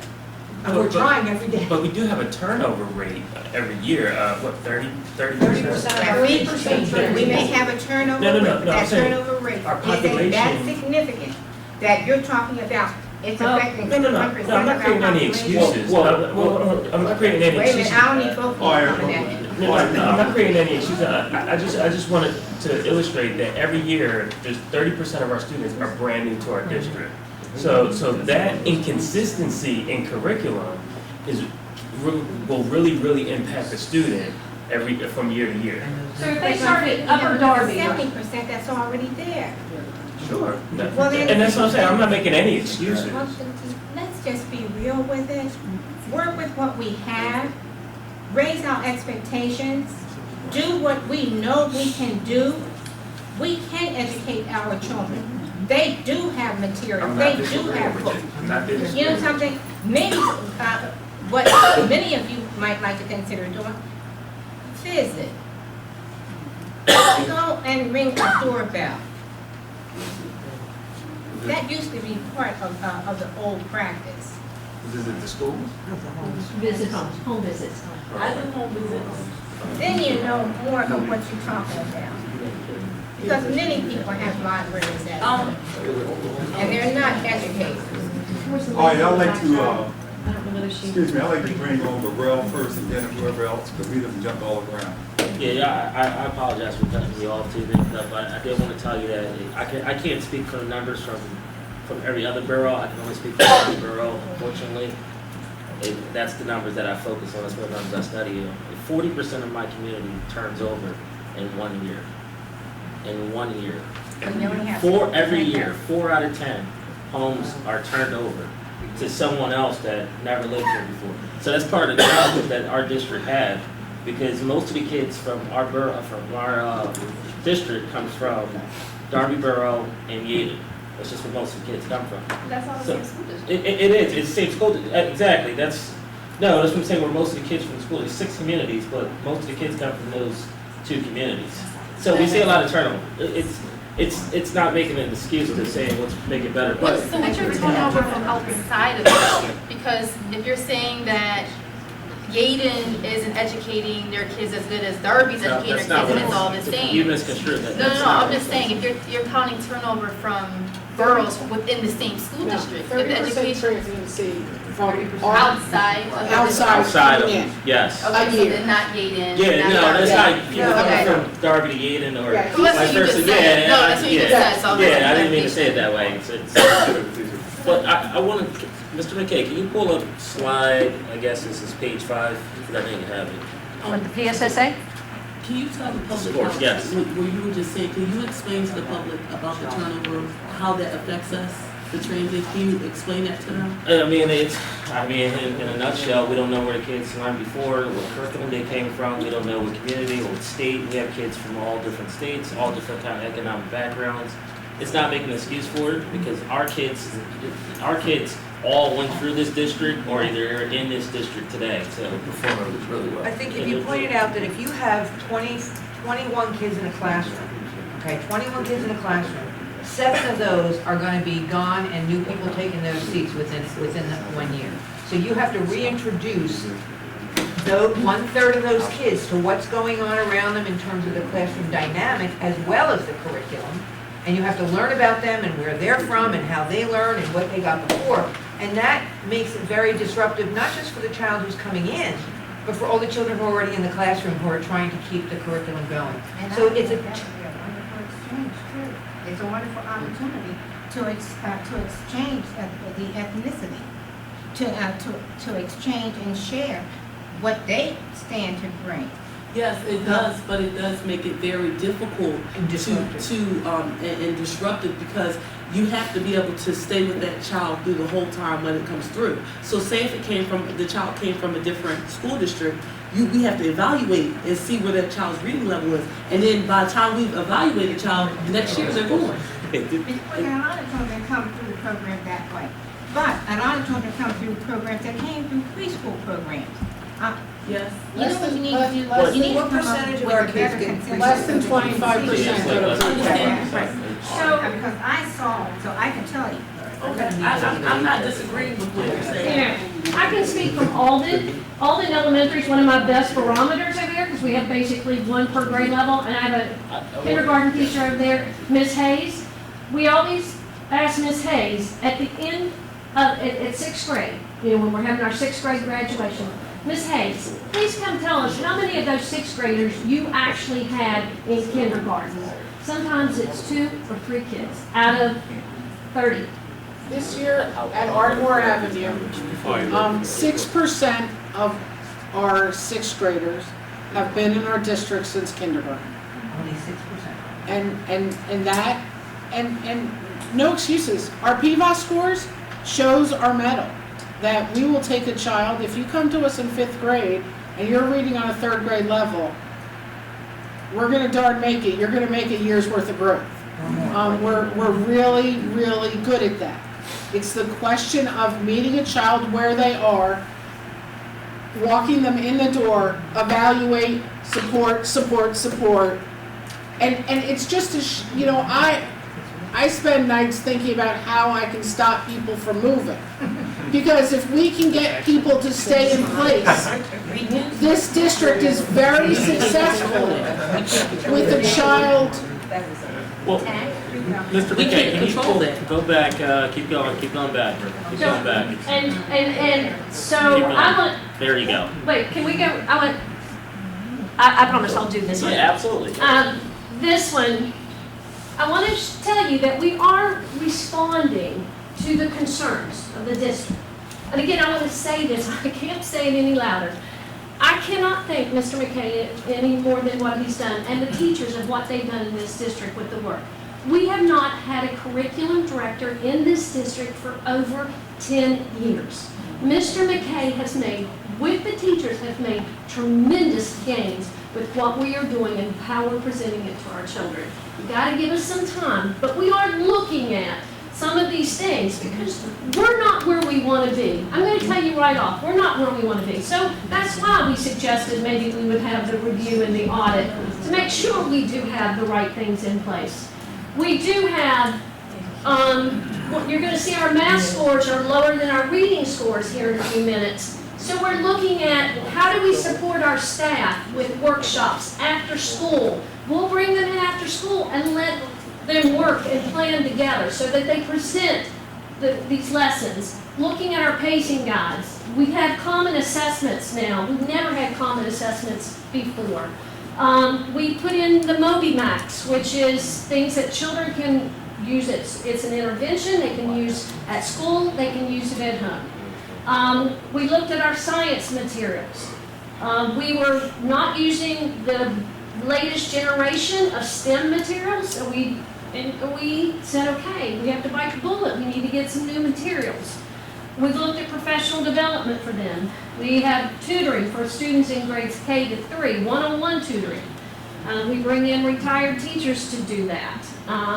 We have bought some intervention materials, Read 180 for the high school, because we don't want our high school kids. We still have kids in high school who are reading way below grade level. We put in some, this last year at the end of Last year and this year is the first year we've had any type of interventions for our kids at the high school and middle school.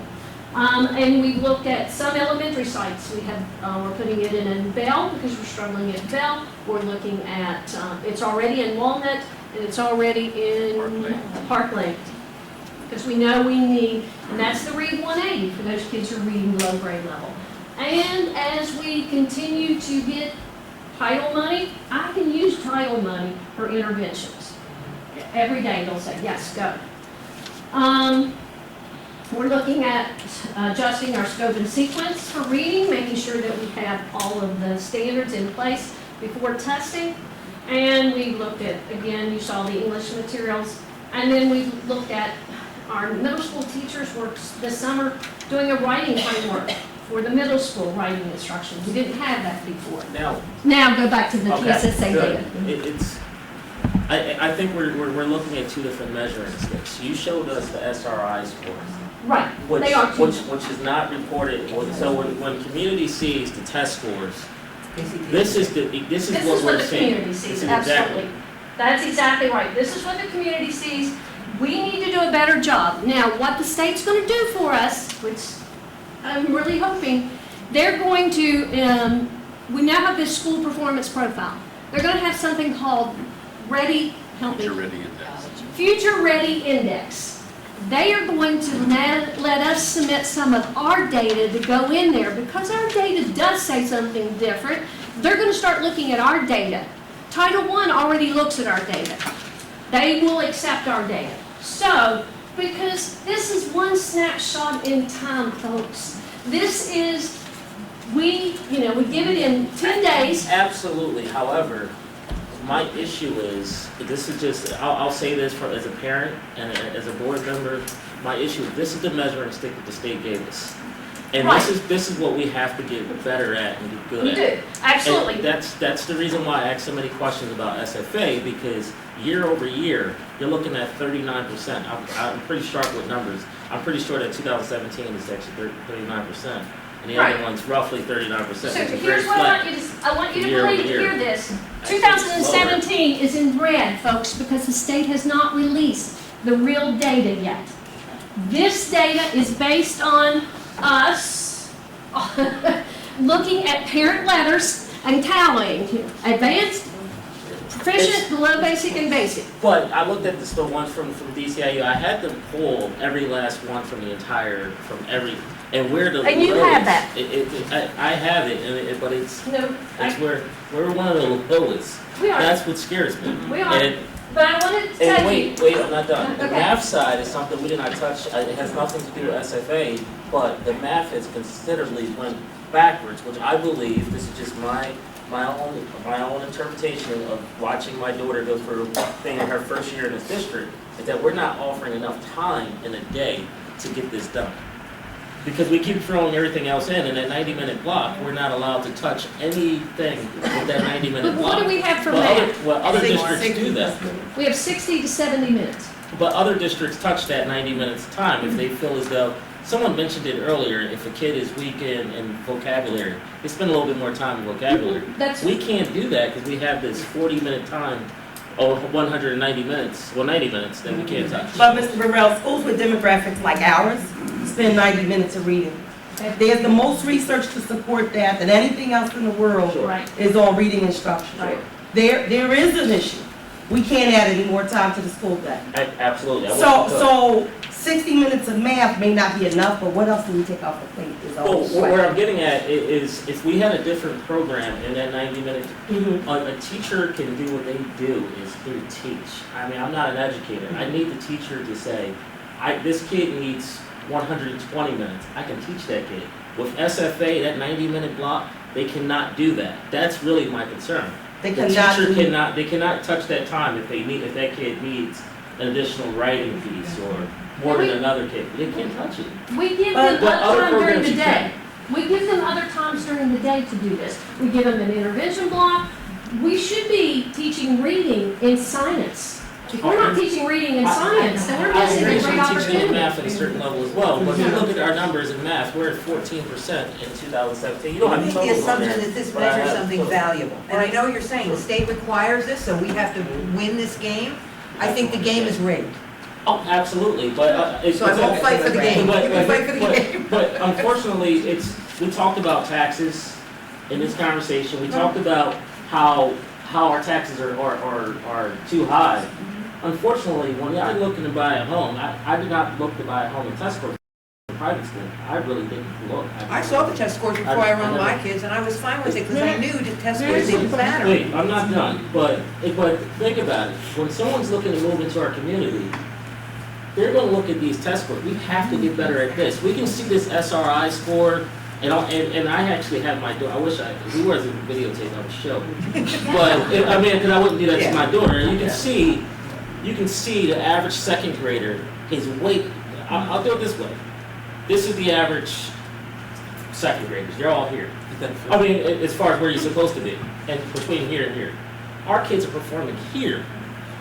That bothers me. I'm sorry, that bothers me. Because this SFA program, we watched over year. Our numbers keep staying flat or they go way back. Wait, so with Why not look at other? SFA goes hear me up, out. but Why that not doesn't look at impact other the same. options? I'm not an educator, but why not look at other options to give our kids the program that they deserve? I understand that we say that everyone else is doing X, Y, and Z, and you mentioned that about they're getting a different program there. I think our kids can do better than they can if we had the same tools. And they're taking these tools away from our kids, and we need to start focusing on that. I get where you're coming from. I agree and disagree, because we're really talking about a reading program. Sure. That has all of the critical components of a reading program. You know, so what the name of it is, but It doesn't matter. But if you're teaching this program with fidelity, which we're not, because we can't afford to, We really can't afford it. That's what I'm saying, we're really not, because I already looked, is that other districts that dropped it, they dropped it because they couldn't really spend the time and the energy for the program what it really And this deserves. is something that we figured out at the last setting. We figured out, and even just talking to the teachers and evaluations, and this is what frustrates me about SFA. We just cut teachers, right? We know, if you look, and I've done my research, in order for SFA to be effective, you have to have a certain amount of numbers of instructors. We don't have it. We don't, and you even addressed it yourself and said that we didn't have enough instructors. Nope. I don't understand. Yes, I asked that the I last would like to meeting. not have 30 kids in a classroom, absolutely. But that's not what my point is that how is it, yes, we do. We do have 30 kids in the classroom. So what I'm saying is that this program is not fit for the structure that we're in. And it's like it's being pushed upon the teachers to crunch all this time in. If you do talk to some of the teachers right now, a lot of them express discomfort because of the fact that they have to crunch so much things into the 90-minute block, the 40, 50-minute block. Yes, now we're talking about now elongating our days. That's the next step. Now we want to elongate our school days. My thing is that there are programs out there that fits our structure. And this SFA, it doesn't fit our structure. Like I just wrote some things down with regard to, going back to the point she made. Several years we've been doing this, and your response for the reason why the percentage was low was because change of leadership. I have not seen anything yet that gave a corrective action of what we're doing for the change of leadership. Another point that you made was, how did we start with regard to the ELL? The issue was our numbers were low because of ELL. Where is the corrective action to address our ELL? Another thing is that if you have 47% to 75%, I don't know what type of bar graphs these are set up to be, but scientifically, if you look at this, it really doesn't make sense, because 47% jump to 75% across the board. 47% to 75, something's not right. Somewhere there's no consistency, so it goes back to professional development. How do you come and say we're in the beginning of the year and we've brought new things or we've designed new ways and we have not had professional development for our teachers to be able to bring this effectively and efficiently and deliver it? Those are the questions that are not being answered, and it's just a cycle, and it's very frustrating because we keep getting the same responses. So where are the corrective actions? And the community asked for this before. This is not the ones that they asked for just let's look at a different program. Let's get the idea of just saying, let's get something better for these kids, because obviously it's not working. May I speak? That's really what it comes down to. May I speak? So I don't understand if our scores, albeit not going up high enough, quickly enough, our scores in reading and language arts appear to be going up. No, they're not. That's 1 year. I'll the attachment that she gave us, that Jane gave us, So 16 to It's not going 17, up. our scores for the most part went up except for in 2 cases. If you average it out, it's It's flat. 39 point, it's actually, It's like flat. yeah, it's flat, it's But 39%. I have another question that bothers me. What's going on in math? Is that from, I knew that when we purchased that math, that there was gonna be a learning curve. We talked about that when we purchased, what is it called? Math and Focus. It's Singapore math. Singapore math. Right. I know that we had talked about that before, that there was gonna be a learning curve for our staff and for our students. What's going on in math? I will tell you, I think we need to make sure that our teachers are getting the professional development that they need, the planning and the time together. I will also tell you that if you look at that 5th and 6th grade book, that math is very difficult. So we've got to make sure that the teachers understand the instructional piece of it in order to deliver it correctly. So that's where we're going to try to bring them together so that they work together and understand it together. Well, I'm glad you answered Jen's question. I'm glad you answered Jen's question, but I did have several questions I asked, and Jen interjected, but my questions were not answered. And I wish that we could answer the question. I just gave you several questions, and she interjected, which I have nothing wrong with that. But can we get back to my questions once you're finished with hers, please? I'm done. Thank you. Can you give them to me one at a time? So the first question was with regard to changing leadership. If you go back and if you can go back to the bar graph with regard to low numbers, any school that had a low number, if your response was that it was changing leadership. So let's take 40. Here we go. Bell Elementary, right? We had 43. If that says 43, and you said it was a change of 45. I'm sorry, change of leadership. Then we had other schools that had a dip as well. Am I correct? We had Ardmore. Ardmore was due to ELL, right? My question is, can you go to the slide that shows the 2000, and it says 2016, 2017, it shows a list of, go back to forward. It wasn't in our, it showed a list of concerns, Oh, right here. Which slide is that? Hold on. It's on page 4. Okay, so with regard to the dips, You're right. the change of leadership. So my question is, how was the change of leadership, and with regard to ELL, how was that addressed? And where are the responses and concerns from 2015-16, 2014-15, 2013-14? Because that is very important. That goes to show that we've been following these concerns. If this is the first time that concerns were even addressed because Mr. McKay is the curriculum director, or the first time these concerns were listed, I would like to know where are the corrective actions to the prior concerns that you addressed, the change in leadership in ELL. When we get new leadership, we send them to the New Leaders Conference so that they can learn the instructional practices and strategies that they need to know. We send them all to that. Anytime we have a new instructional coach, we send them also to that New Leaders Conference, which is part of their training. We work with them. They work with other principals. They work with me. And so till they can get where they need to be. And how do we evaluate that? How do we evaluate principals? No, how do we evaluate that the leadership conference or what you send them on is working effectively for that person in leadership? I start looking at whether we're getting the results or not.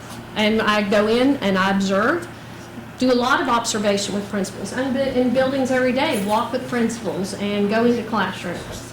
with regard to ELL, what was the corrective action for ELL? There we have purchased last year we purchased new curriculum, right? We purchased new curriculum, new ELL curriculum for them. They had never had it before. So we took funds and purchased that and trained the teachers with that. Doesn't mean we don't need to do more.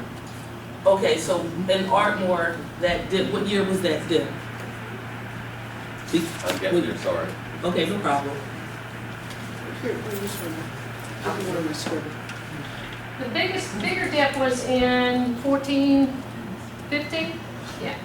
Okay, and that was because of ELL, correct? Actually, they came in here too. But every year we have more students. This was the first year, and I'm not sure, did we transfer them all over or half over the first year? Pretty much most of them, you know. Yeah, so and then as we increased. So my question, We didn't purchase new ELL curriculum until this year. that's the question I have, like, why was that not addressed if we already knew that was an issue? You see what I'm saying? We already knew it was a problem. Why was it not addressed? Some of it comes back to funding. But Some of it comes back to a former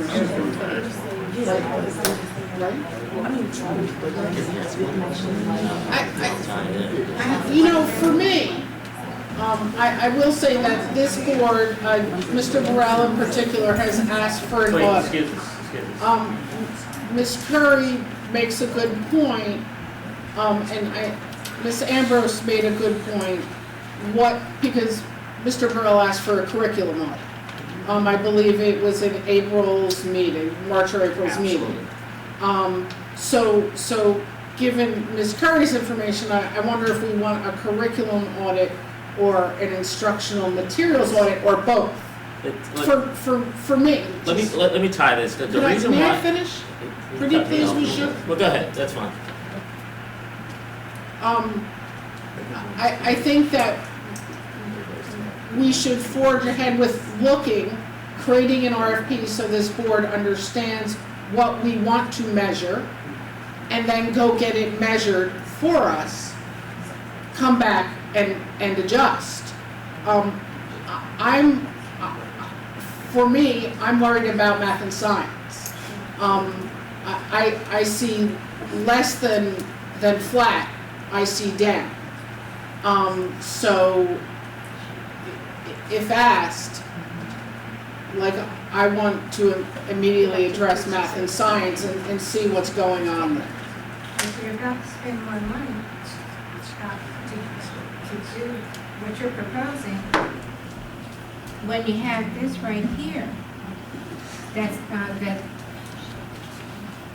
So one of the things I want to show you is, remember, when this is, when you look at these two, you're measuring apples and oranges. Remember, they're two different sets of kids. But when you go this direction, and remember, this is accurate data. I don't know how accurate this is. When we get it, it's going to be out to the point. So if you go this direction, because this is 3rd grade, and this is how they performed in 4th grade. This is 4th grade, and this is how they performed in 5th grade. This is 5th grade. This is seeing how they performed in 6th grade. Now we see this drop from 6th to 7th and 7th to 8th. So it's just showing. But if you're about to spend more money professional development. for it. Okay, excuse me, Okay, it's very. This is only something, it's only a suggestion. If we're about to spend money for this audit, which is a worthwhile thing to do, it's just that how cost effective is it when you're losing children? If our children are not progressing, and we're about to invest more money into figuring out something that perhaps if we use a different strategy, there may be another way to perform this audit. But put the children first. Absolutely. Do something about raising their academic level. Do something about the teachers that are not able to perform to their capacity. And for whatever the reason may be, perhaps they need additional training, perhaps they're overwhelmed, whatever it may be. That's not the children's problem, but it's the children are the ones who are not receiving the benefit of the professionalism that the teachers have to offer. Right. So before you do a yay or nay, here, strongly consider, do something to raise and plan for the children and how we can better meet their needs. How can you better utilize the staff that you have? If it's not working in any other capacity, they would either, it would be handled in a much more effective way. You don't continue to carry people that are not functioning up to capacity, and something is evident by virtue of the children. You don't need any greater yardstick. If the children are not performing as they ought to, how much more time are we going to continue to spend? How many more meetings, how many more audits, how many more, no matter what? Jane, for crying out loud, it's the children. Right. Do something, come up with a plan. It's not to describe what Mr. McKay have done, because he's done a horrendous job. I know how hard he has worked on this. And the project completely. But that's not helping where we're at right now. I agree. All right, we got just one more question. Okay. The Burrell, Thanks. that was 8:45. One thing I've noticed since we've been here is that we've all been very critical of the teaching staff and you and everyone else, Mr. McKay. And what I've noticed is the teachers really care about the students. They do. And it's really from Mark's talks tonight and from what I've seen, it seems like we're really stretching the teachers in 20 different directions, and we're trying to get like everything out of them.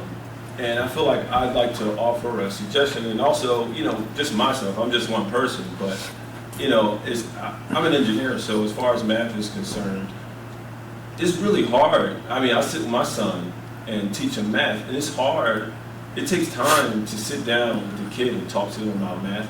And you got 30 different kids in a classroom, and they all think a little bit differently, and they all get stuck on different things. So I can understand why the scores are there. I'm not saying that it's okay. So as far as that, I guess is to say, I think we should do maybe some sort of workshop where we can address struggling students in math, and maybe not necessarily have to teach all the students. And I mean, even myself or other people who are willing to offer their time and their services to help get other kids, catch them up to speed, because you guys have a considerable hurdle to overcome every year. 40% of your students are fluctuating every year. So you kind of need like a boost to kind of help bridge that gap. And me personally, I don't want to come here tonight and be so critical of you all who have worked and have done considerable amount of work during this time. And I guess coming from a mathematical background, I definitely think it would definitely help to have workshops where you could kind of connect the dots with kids, because kids don't understand why they need to learn math. They just think it's something that they have to do. It's very intimidating. Once you get lost in math, it's easy to lose a kid really quick. So whereas with reading, you gotta read stop signs, you gotta read books, video games, all this stuff all day. You don't have to calculate a tangent or anything like that. So I guess what I would like to say, would suggest, is maybe some type of workshop where you can incorporate, a little bit of science and a little bit of fun stuff to say, hey, look, math is cool. This is why.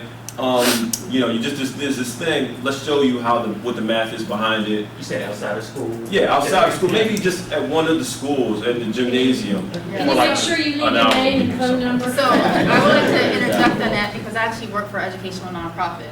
So we actually do two things. One, we provide, we work in Philadelphia, but we provide an in-school scholars program to Philadelphia K-8 schools. We have a full-time staff member that works in our schools at our charge to do that. So we start with students in the 4th grade, and then we follow them all the way through 8th grade. These students are actually pulled out of their current math classes. And we have actually doubled the school's PSSA scores in 2 years. Can I have your name on a card too? In 1 year, we improved them by 25%, just the first cohort. So it is possible, but it's possible because we're pulling out a percentage of students. We're pulling out the high achieving students and working with them. I'm not sure what the curriculum is necessarily here, but one of the problems in Philadelphia is they have a chicken or an egg problem. They don't offer 8th grade, they don't offer Algebra 1 in 8th grade to most of the schools because they feel as though the students aren't smart enough, even though that is a mandatory 8th grade course. But it was like if you put them on a course to do that, they would. So the students that we're pulling out are on a special course path to get to Algebra 1 by 8th grade and will be cohorted in that section. Two, we do it as a workshop, whereas it's an integrated math and science class. So they do games, they had to, order pizza and figure out where we're going to order from, who was the most expensive, and once they figured it out, they had a pizza party with whatever they figured out. So we did things like that to increase them.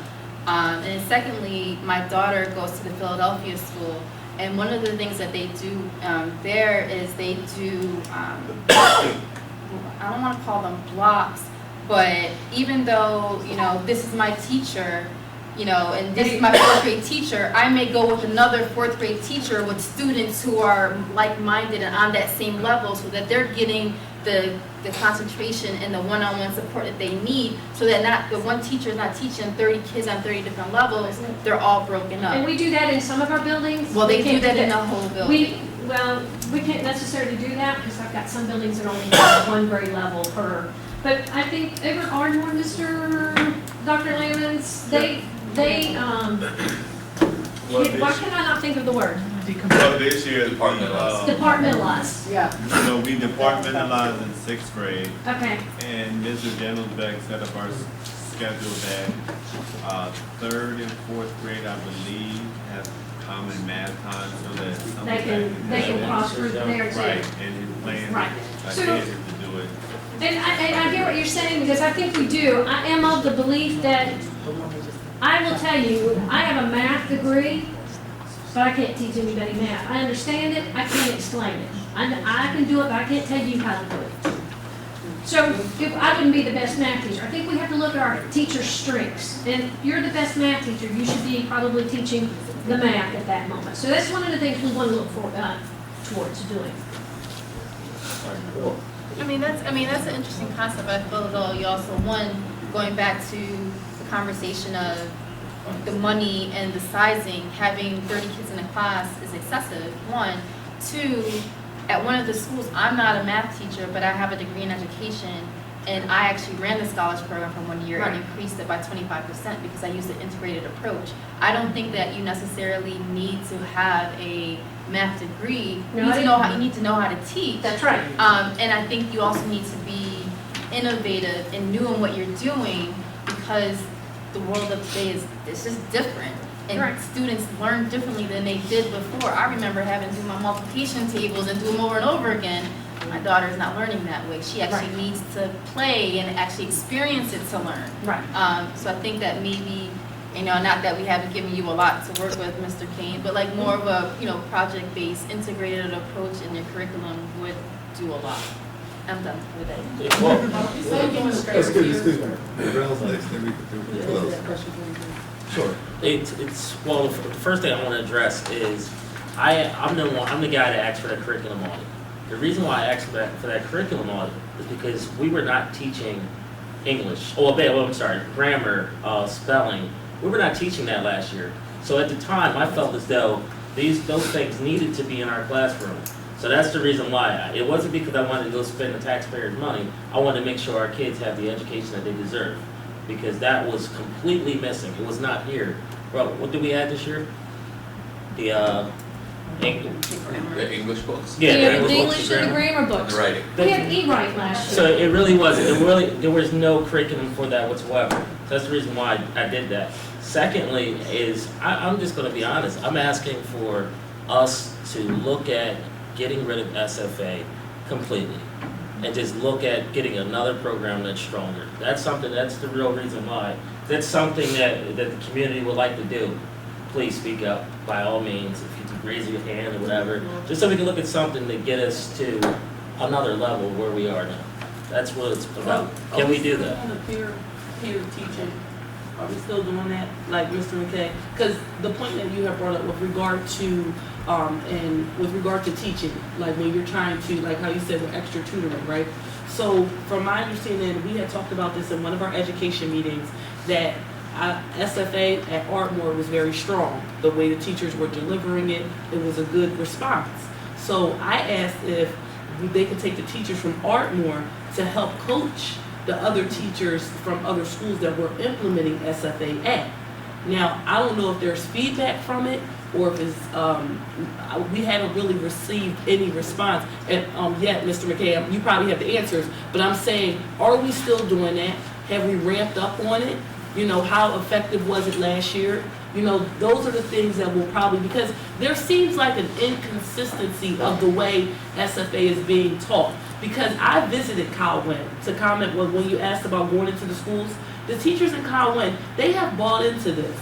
I'm not saying other schools haven't, but they have bought into this and they're teaching it effectively. If you see Colwyn's scores, they're one of the highest percentages on the chart. The classroom size shrunk in there too, by the way, but go ahead. That's something that we didn't mention, but go ahead. Okay, Sorry. but what I'm saying is that, once again, it goes back to, it takes a village. We do, if you really look up Success for All, if you look it up, you have to have a large number of instructors to be able, the outcome is very good, but can we meet the deliverables? We just cut back instructors. That's what I'm trying to explain. We did cut back. We did not lay off any teachers. We'll rearrange. We rearranged. Let me rephrase that. We rearranged teachers.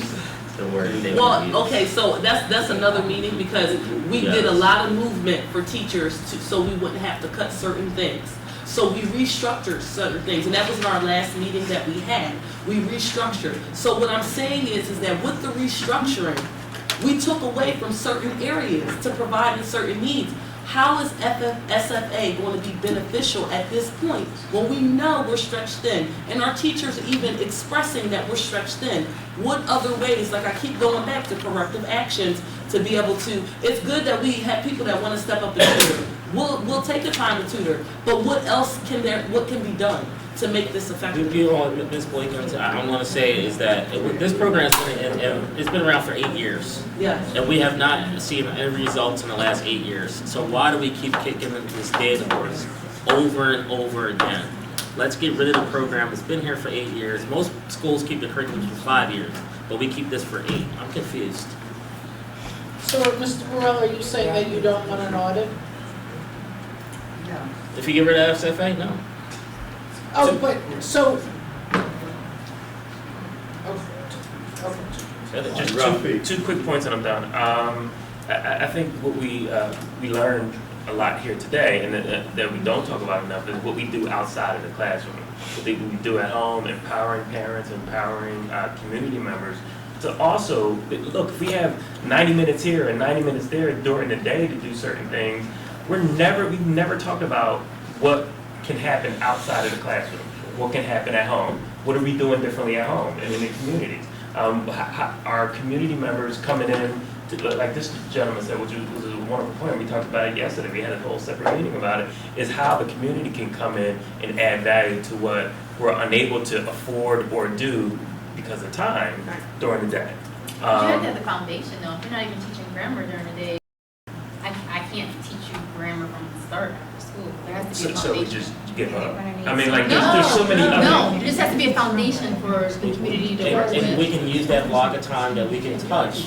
If we had a different program, we could touch that 90 minutes. But I'm saying, but we're not talking enough about outside of. But that's a whole another meeting. But the other thing is, and I really think we need to have more than 3 education committee meetings during a year. I mean, we're a school district. You know, and we're a school district, and we need to do I'm saying we need to do this more. Just about every month. We haven't had one since March.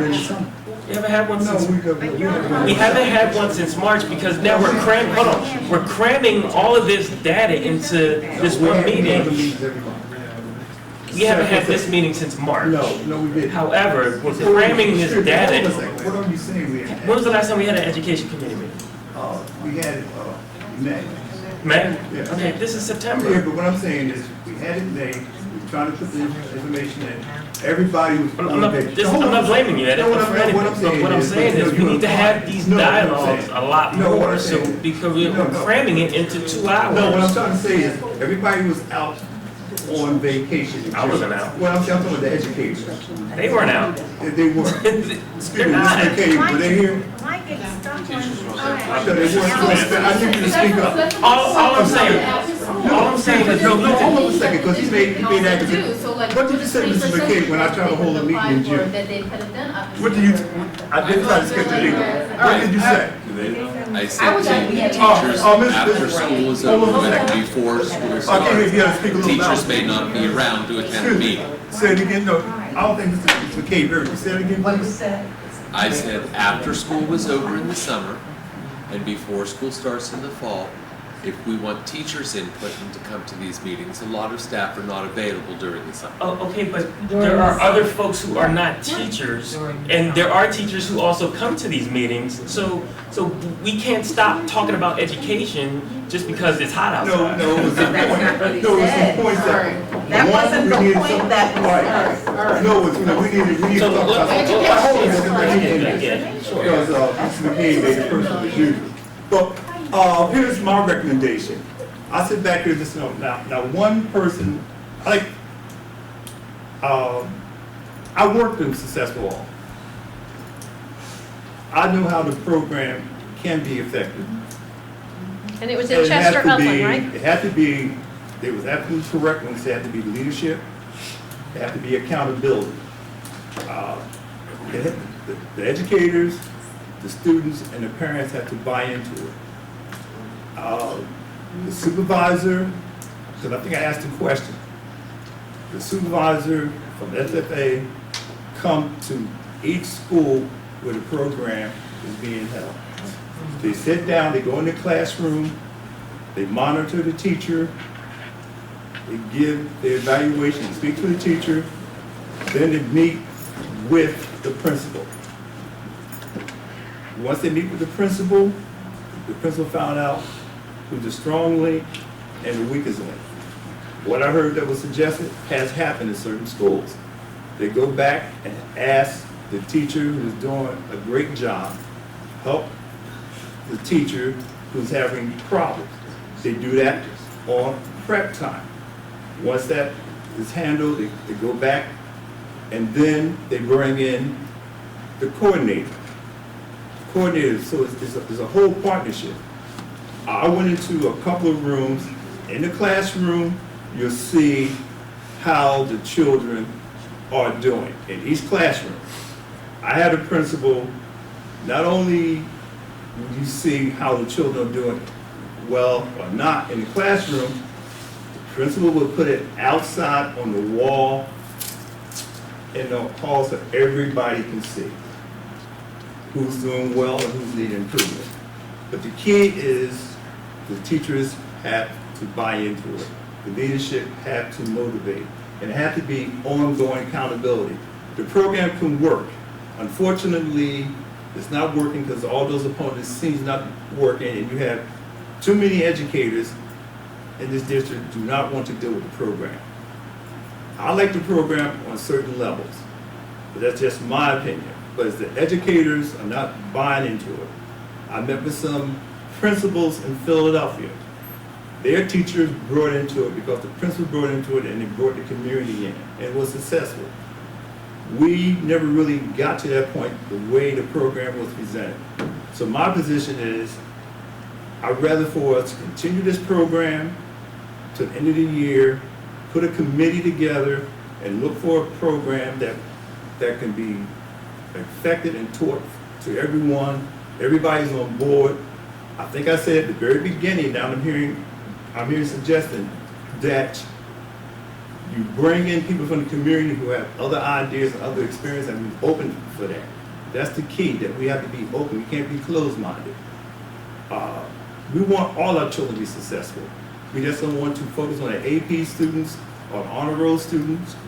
We want to focus on the students who are below basic. Make them feel as though that we care about them. We need to find instructors, that'd be my next meeting, that look like the students that we are teaching. And that seemed to be a concern here, but that's for another meeting. And so, let's not keep fighting, because like Mr. McCabe said, when we try to have meetings, we get stuck because we don't have the people who can address. Yes, we can sit here and debate amongst ourselves about the programs. That's not going to accomplish too much because the superintendent and the staff and the board members themselves got to buy into it, and then we have to say that we move on. So what I'm saying is that's where we need to be. We talked about we're not pushing science. You know, I'm about STEM. We barely even mention STEM.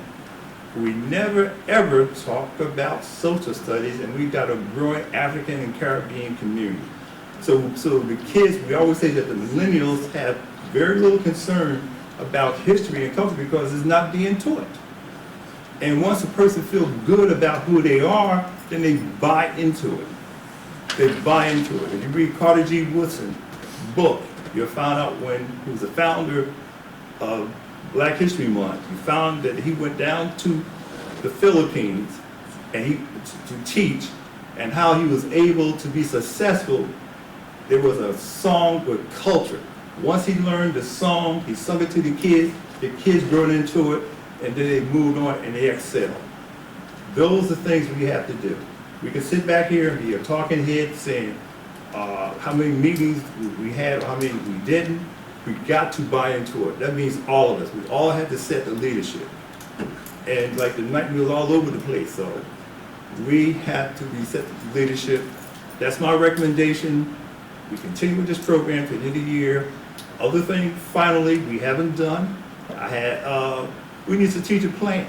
We need a strategic plan that brings in the people. Listen to the talent that we have. Bring in the engineer. We can sit down and talk about, where we need to go. The students need to see an engineer. And so, by having a strategic plan, we did that 25 years ago. Brought in the community. The community with a strategic plan. And I've been bringing that up. And that's why we're not getting anywhere, because we're not bringing in a strategic plan. If we would not have this good. It's his agenda. I mean, I feel as though if you've been on the board all these years and this is your committee, all of these concerns should be on the agenda. They should have been addressed. If you successfully implemented Success for All somewhere else, when it was brought into this community 8 years ago, or while you've been on the board. Success for All was brought in before I got on the board. But you've been on the board before. No, it was brought in before. It's brought on before I was on the board. So let's get your facts straight. No. What I'm saying is, it's not your first year. No.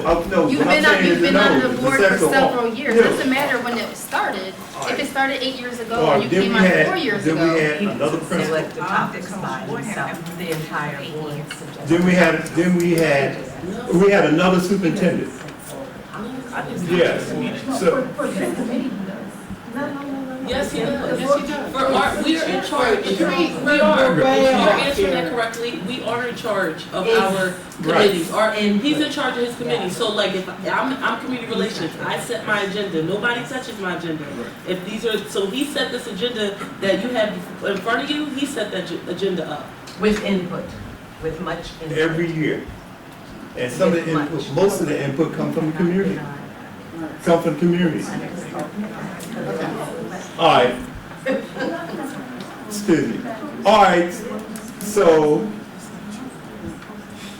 what I'm saying is, definitely want to see we come together with a strategic plan. I think I talked about that last year and the year before. And somehow, some excuses always came up, or we're not doing it. Right, we have a comprehensive plan. We would have to talk about that at a general board meeting. Oh, yeah, but what I'm saying is, but we need to do that. Well, we'll talk about that at a Oh, general no, I agree. board. What I'm saying, when we talk about it, we make a decision, then we implement it. Well, I have my own wants, and that is a curriculum and instructional materials audit. But the strategic plan. That will lead us to where we need to be. No, but we need a strategic plan all where we need to go. How we bring in all the I think stakeholders. we work in parallel. We have a comprehensive plan. It's been emailed to you. Give it a read. The schools that I've been involved with all have strategic plans. I've seen it, you read the comprehensive plan. All right, I have. But what I'm saying we need was, I don't keep understanding why we avoid it. That way it involves all the stakeholders. Everybody has an input. Every building has what do you call it? School, every building, because we're Title I buildings, have to have a school improvement plan. I know that. Those are all posted on their websites, and But community members come in and We have meet community with members each building. in each Business building. owners, community folks, so that happens in every building. But it's not a strategic plan. We can talk about that later. All right, It's very cool. late. I know Cool. how it works. All right, motion to adjourn? First of all, I'd like to thank everybody for coming out here. I say some of us look like you're very tired, and I really appreciate you coming. I appreciate your input. We probably will have an education meeting next month, maybe to discuss special education that we didn't talk about, and whatever else. I guess my recommendation, so the meetings don't get lengthy, maybe we just add the 3 agenda items. That'd be awesome. Yeah. Great. Okay. So, I just want people to know, I don't know if the board members know, Miss Greenstein actually fell and broke her leg, and that's the reason why she's not here. Oh, is she okay? She broke her leg. Oh, She broke her leg. Well, is there any, with regard to the tutoring and extra help, I have cards here, if we can get together, maybe we can bring this over with community relations and figure out getting to the communities and help with tutoring and things like that. So I have cards and email, call me, whatever you need to do to get in contact with me. And I feel like at our community relations meeting, we will talk to try to bring some of that together with regard to the tutoring help that we can do and mentorship, tutoring and mentorship for a community relations meeting. motion to adjourn? I did. Second. Ms. Andrews?